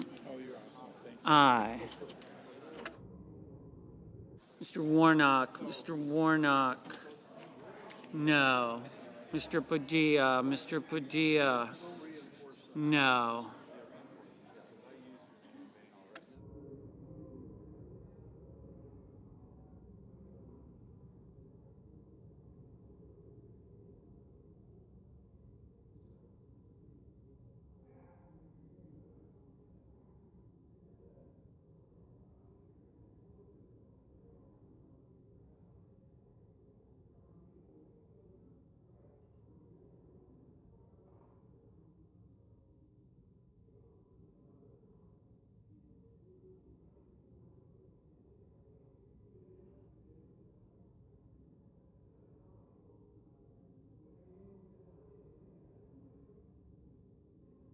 Mr. Moran.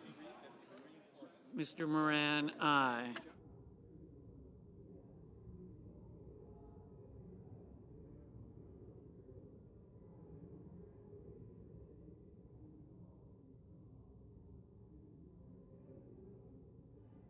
Mr. Crapo, Mr. Crapo, aye.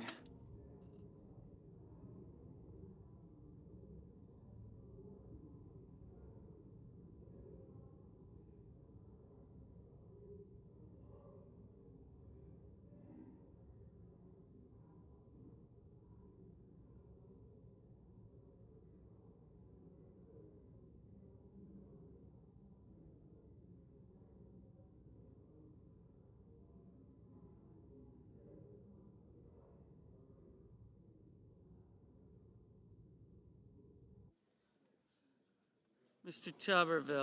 Tuberville, aye.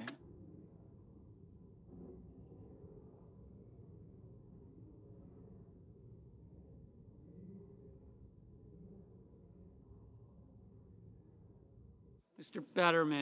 Fetterman, aye. Mr. Haggerty, aye.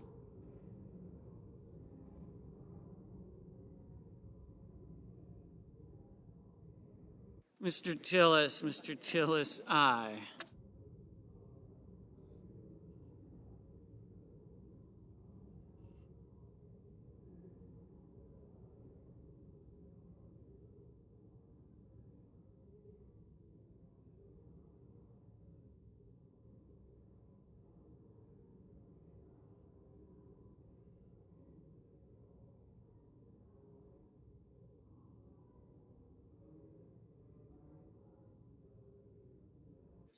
Mr. Coons, no. Mr. Peters, no. Mr. Markey, no.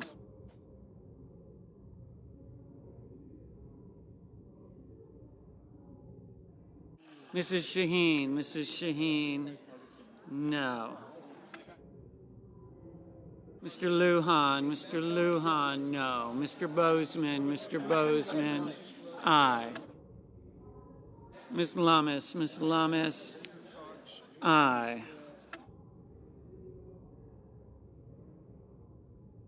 Mr. Kennedy, aye. Mr. Ossoff, no. Mr. Schmidt, aye.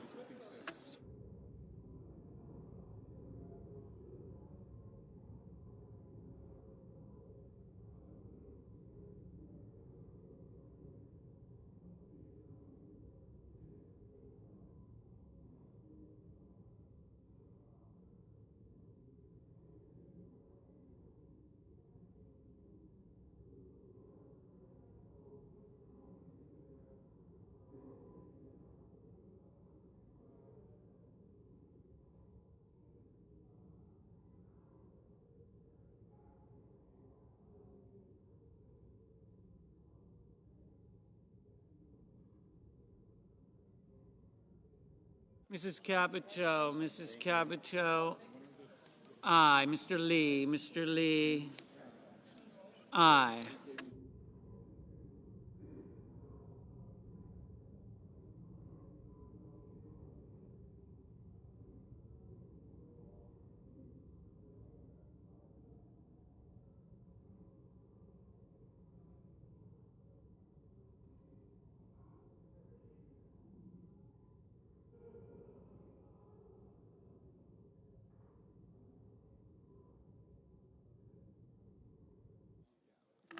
Mr. Gallego. Mr. Gallego.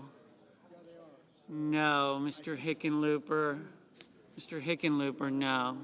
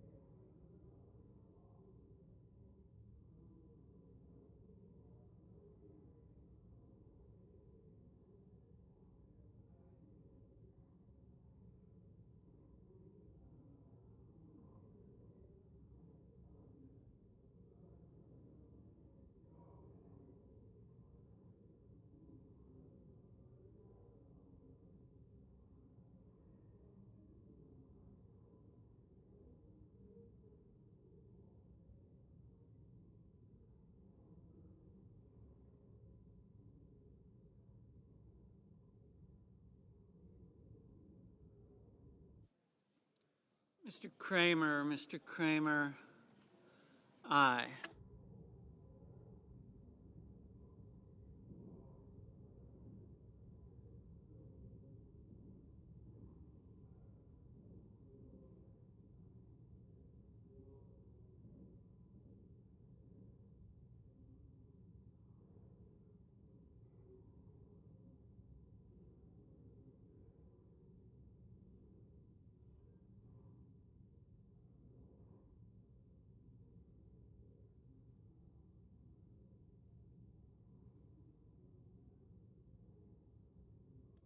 Ms. Slotkin. Ms. Slotkin. No.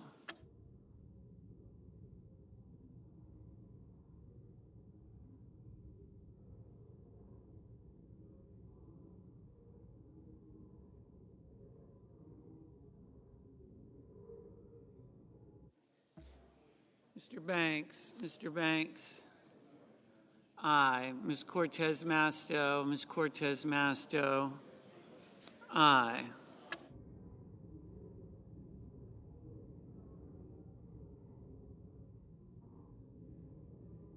Mr. Scott. Mr. Scott of South Carolina. Aye.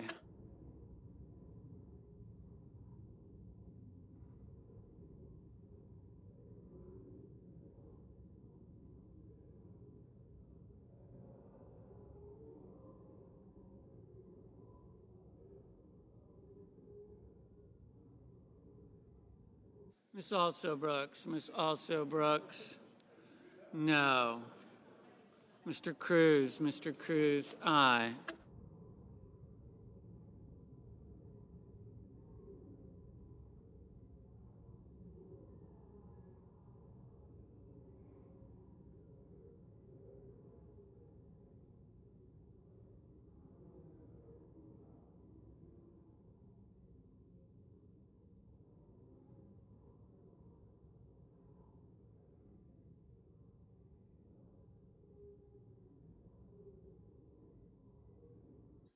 Mr. Rono. Mr. Rono. No.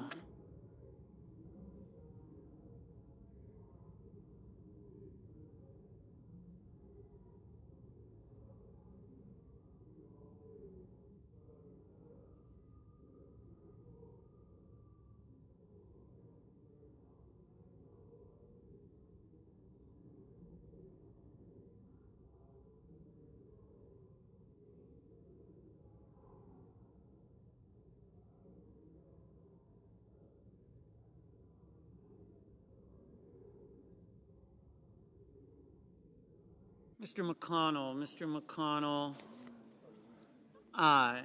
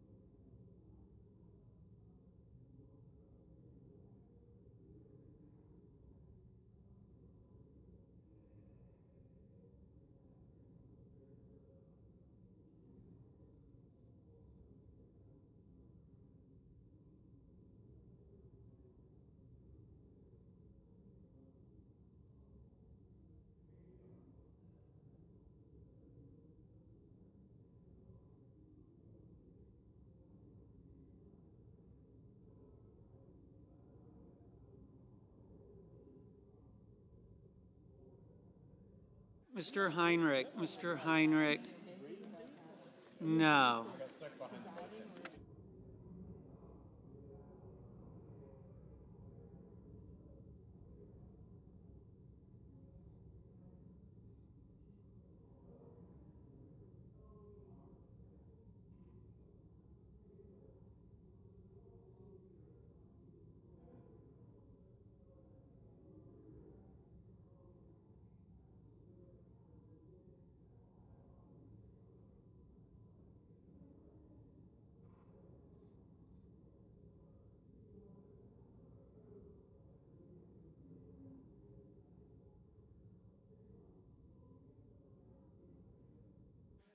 Mr. Moreno. Mr. Moreno.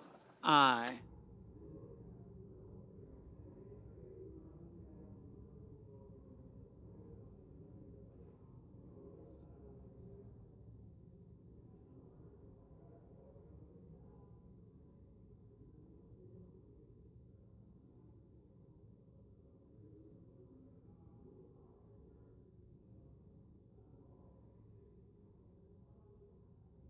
Can you come back?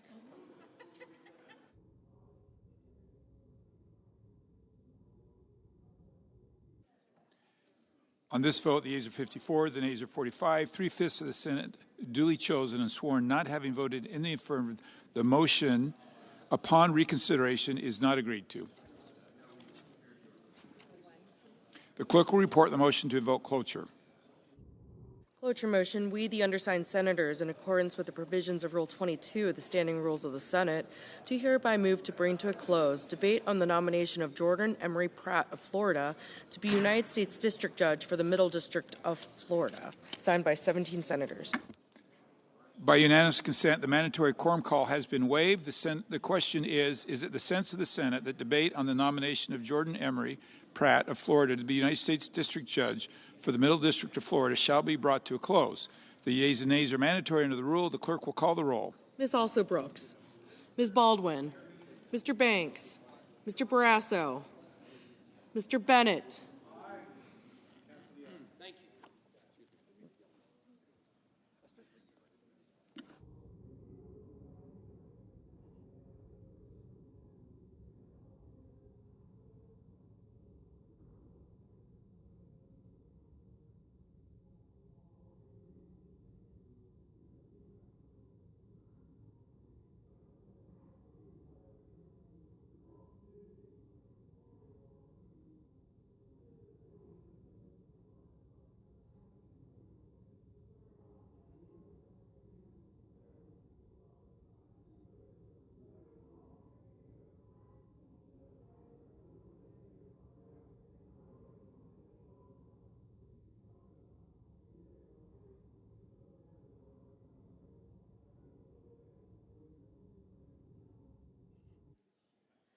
Mrs. Blackburn, Mr. Blumenthal, Ms. Blunt-Rochester, Mr. Booker, Mr. Bozeman, Mrs. Britt, Mr. Budd, Ms. Cantwell, Mrs. Capito, Mr. Cassidy,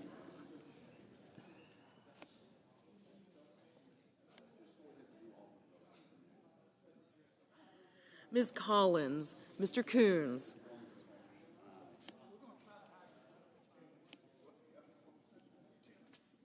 Mr. Cornyn, Ms. Cortez Masto, Mr. Cotton, Mr. Kramer, Mr. Crapo, Mr. Cruz, Mr. Curtis,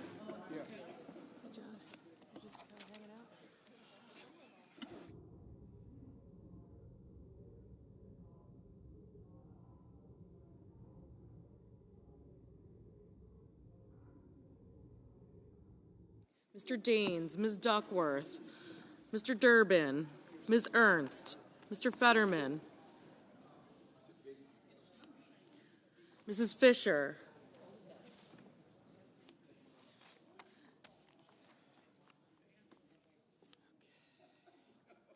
Mr. Gallego, Mrs. Gillibrand, Mr. Graham, Mr. Grassley, Mr. Haggerty,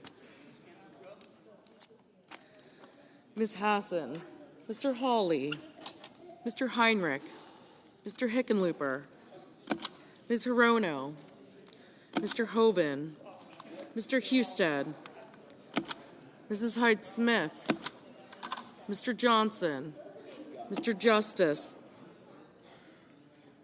Mr. Kane, Mr. Kelly, Mr. Kennedy, Mr. Kim,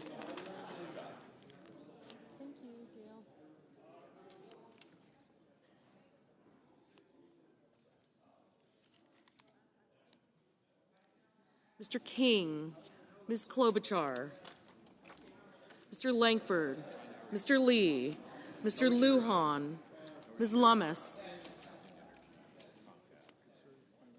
Mr. Markey, Mr. Marshall, Mr. McConnell, Mr. McCormick, Mr. Merkley, Mrs. Moody, Mr. Moran, Mr. Marino, Mr. Mullen, Ms. Murkowski, Mr. Murphy, Mrs. Murray,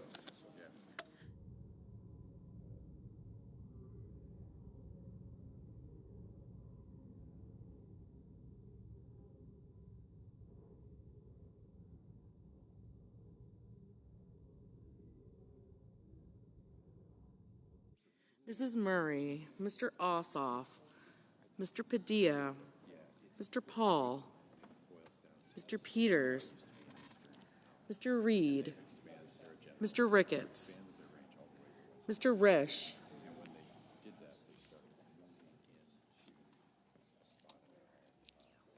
Ms. Rosen, Mr. Rounds, Mr. Sanders, Mr. Schatz, Mr. Schiff, Mr. Schmidt, Mr. Schumer, Mr. Scott of Florida, Mr. Scott of South Carolina, Mrs. Shaheen, Mr. Sheehy, Ms. Slotkin, Ms. Smith, Mr. Sullivan, Mr. Thune, Mr. Tillis, Mr. Tuberville, Mr. Van Hollen, Mr. Warner, Mr. Warnock, Ms. Warren, Mr. Welch, Mr. Whitehouse, Mr. Wicker, Mr. Wyden, Mr. Young.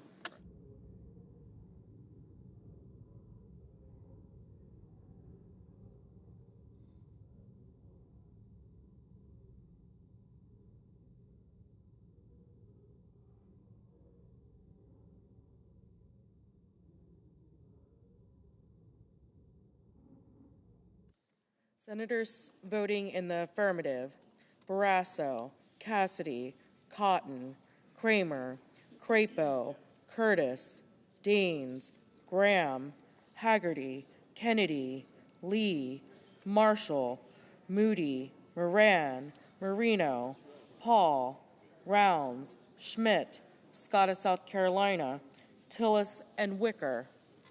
Senators voting in the negative: also Brooks, Blunt Rochester, Coons, Duckworth, Fetterman, Heinrich, Hirono, King, Lujan, Padilla, Sanders, Schatz, and Slotkin.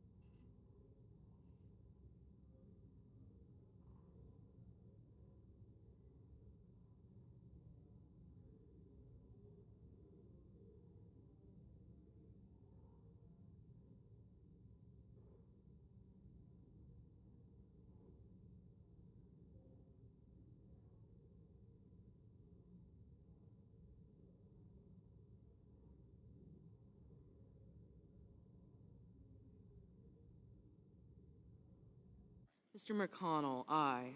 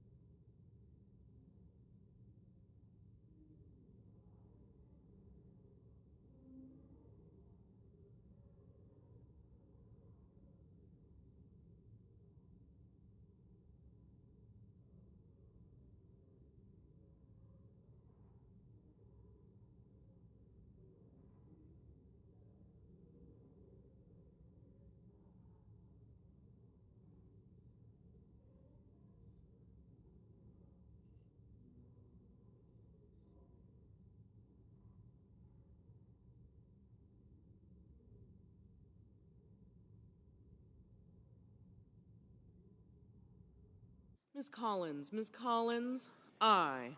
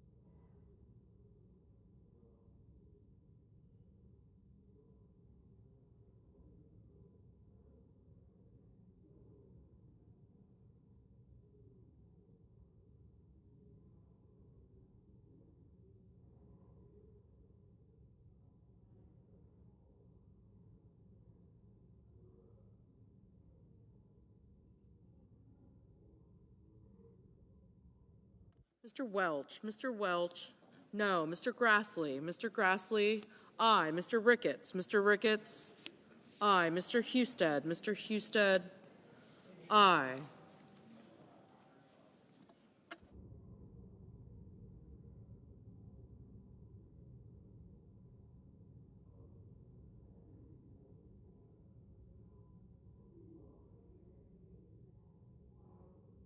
Mr. Wyden. Mr. Wyden, no.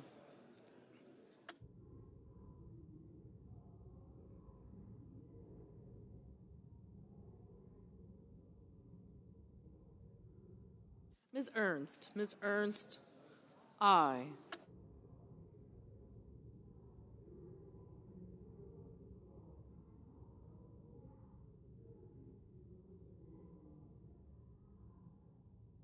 Ms. Klobuchar. Ms. Klobuchar, no.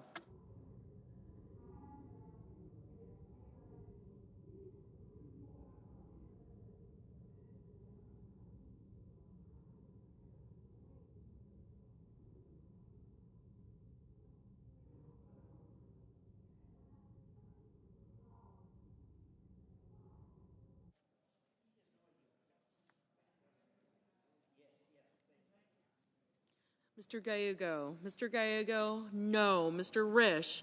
Mr. Risch, aye. Mr. Justice. Mr. Justice, aye.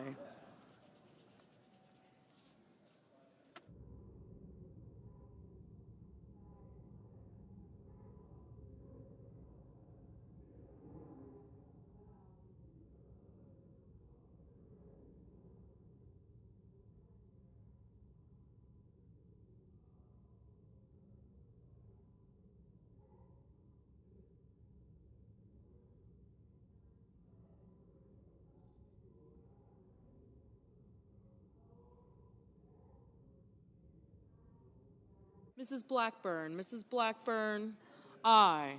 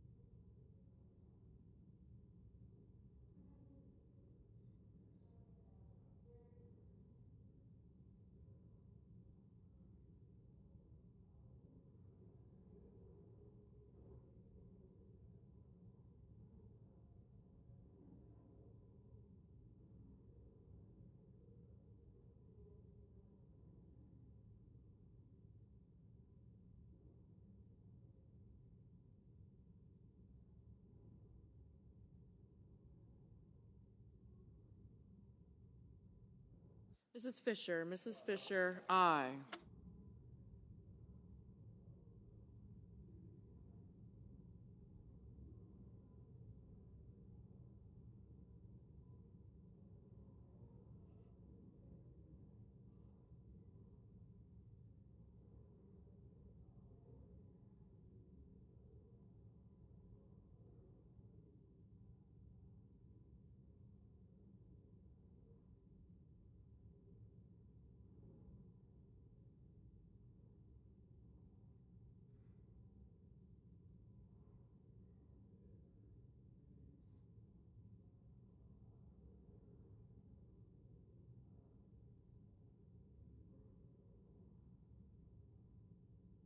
Mr. Cruz. Mr. Cruz, aye.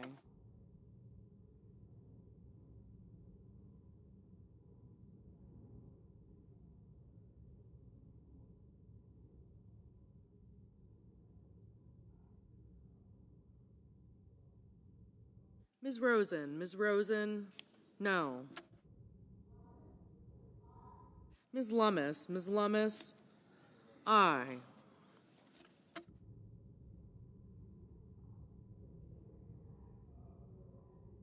Mr. Cornyn. Mr. Cornyn, aye.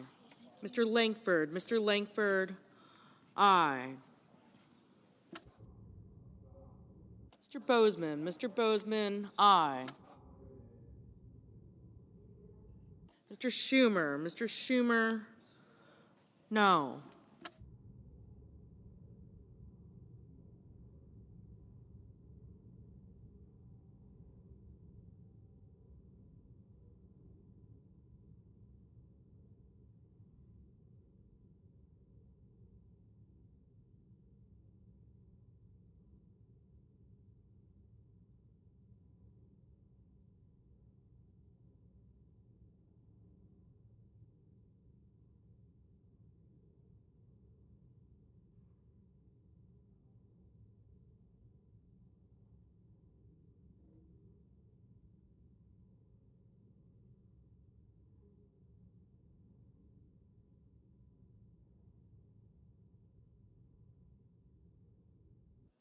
Mr. Kim. Mr. Kim, no.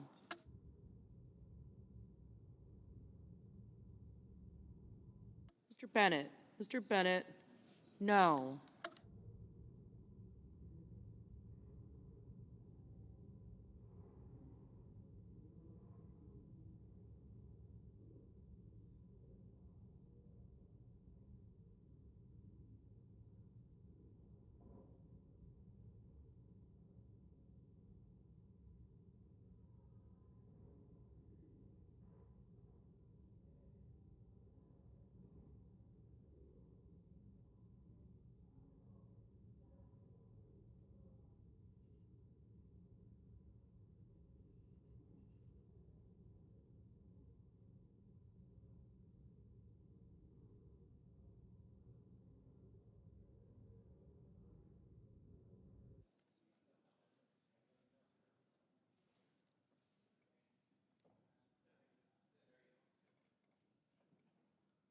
Mr. Mullen. Mr. Mullen, aye. Mr. Tuberville. Mr. Tuberville, aye.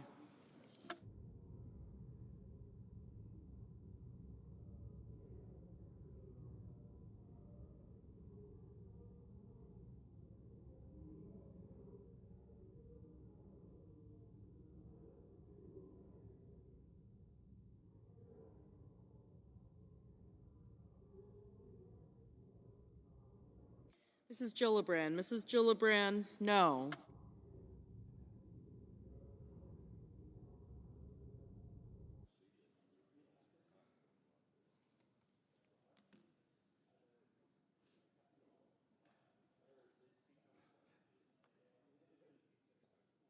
Mr. Thune. Mr. Thune, aye.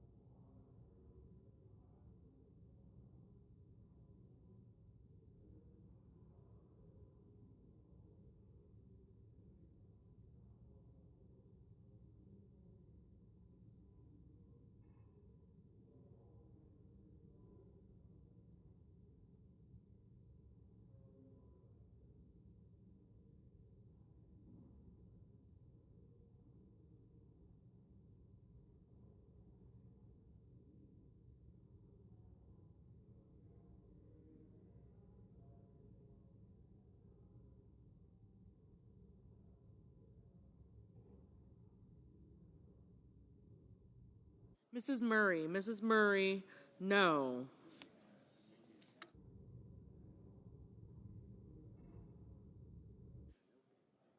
Mr. Markey, no. Mr. Ossoff, no.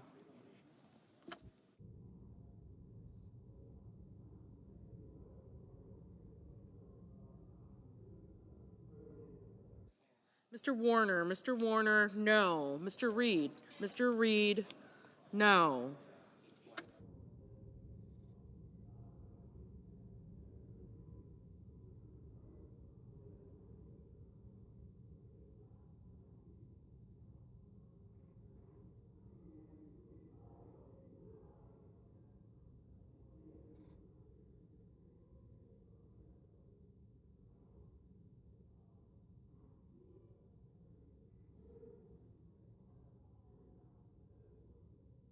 Mr. Merkley,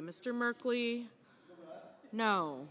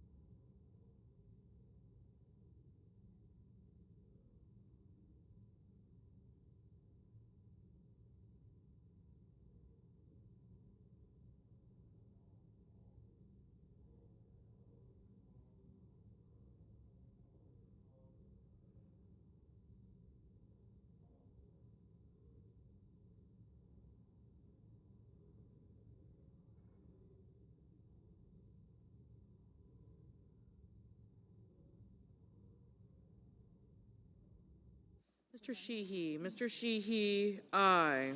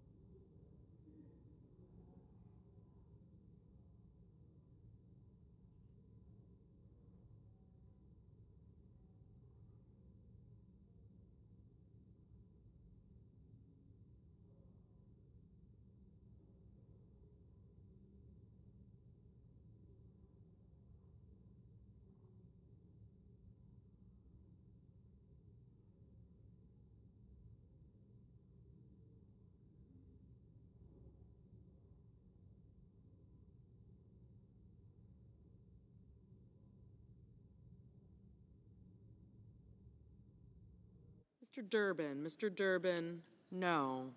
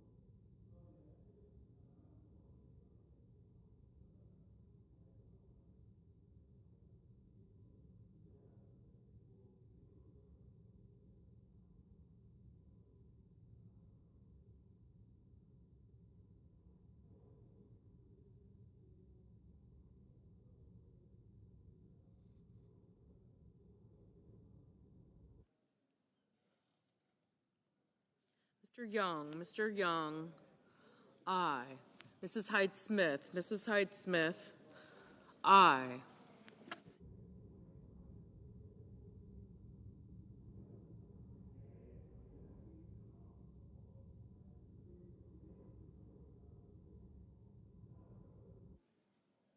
Mr. Schiff. Mr. Schiff. No. Mr. Scott. Mr. Scott of Florida. Aye.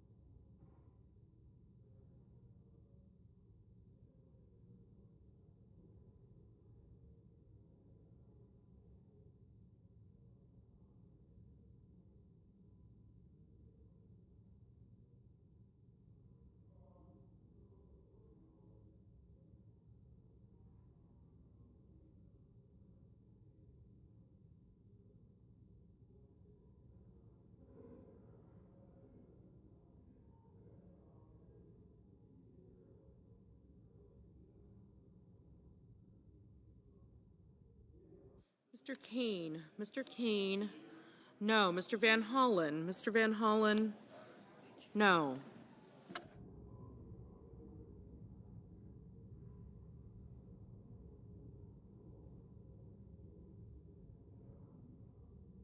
Ms. Smith. Ms. Smith. No. Mr. Johnson. Mr. Johnson. Aye. Mr. Peters. Mr. Peters. No. Ms. Baldwin. Ms. Baldwin. No.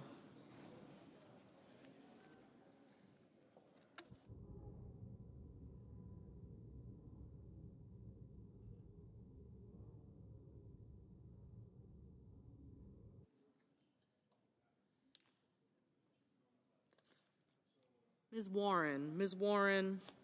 No.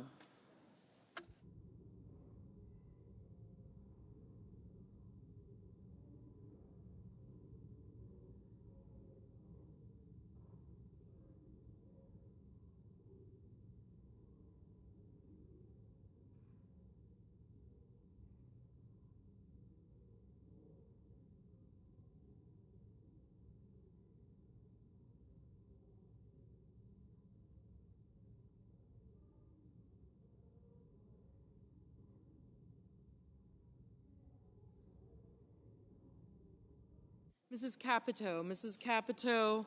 Aye. Ms. Cantwell. Ms. Cantwell. No.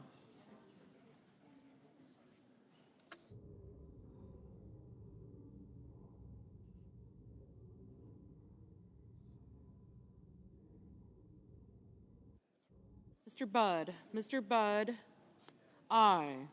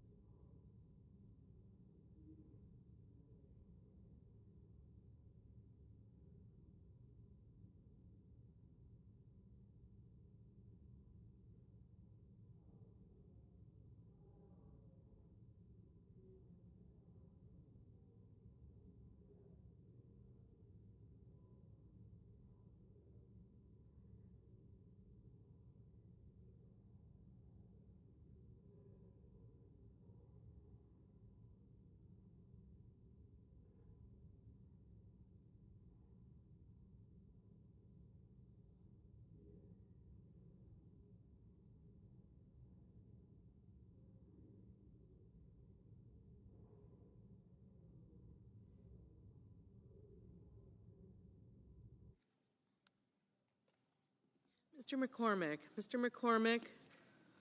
Aye.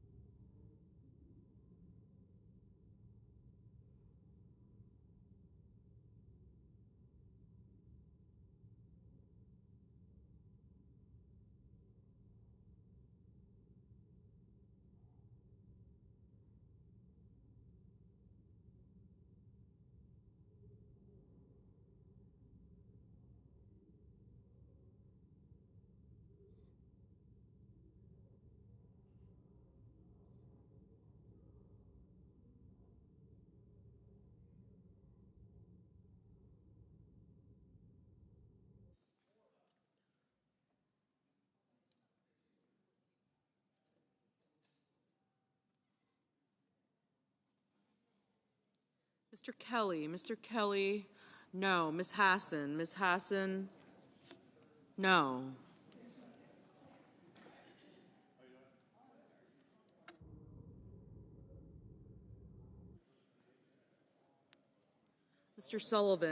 Mr. Sullivan, aye. Mr. Hickenlooper, no.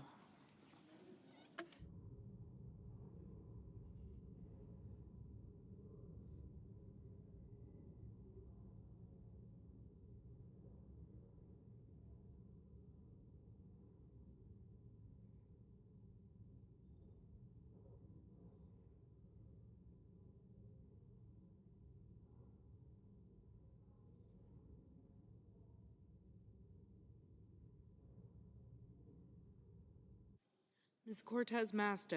Cortez Masto, no.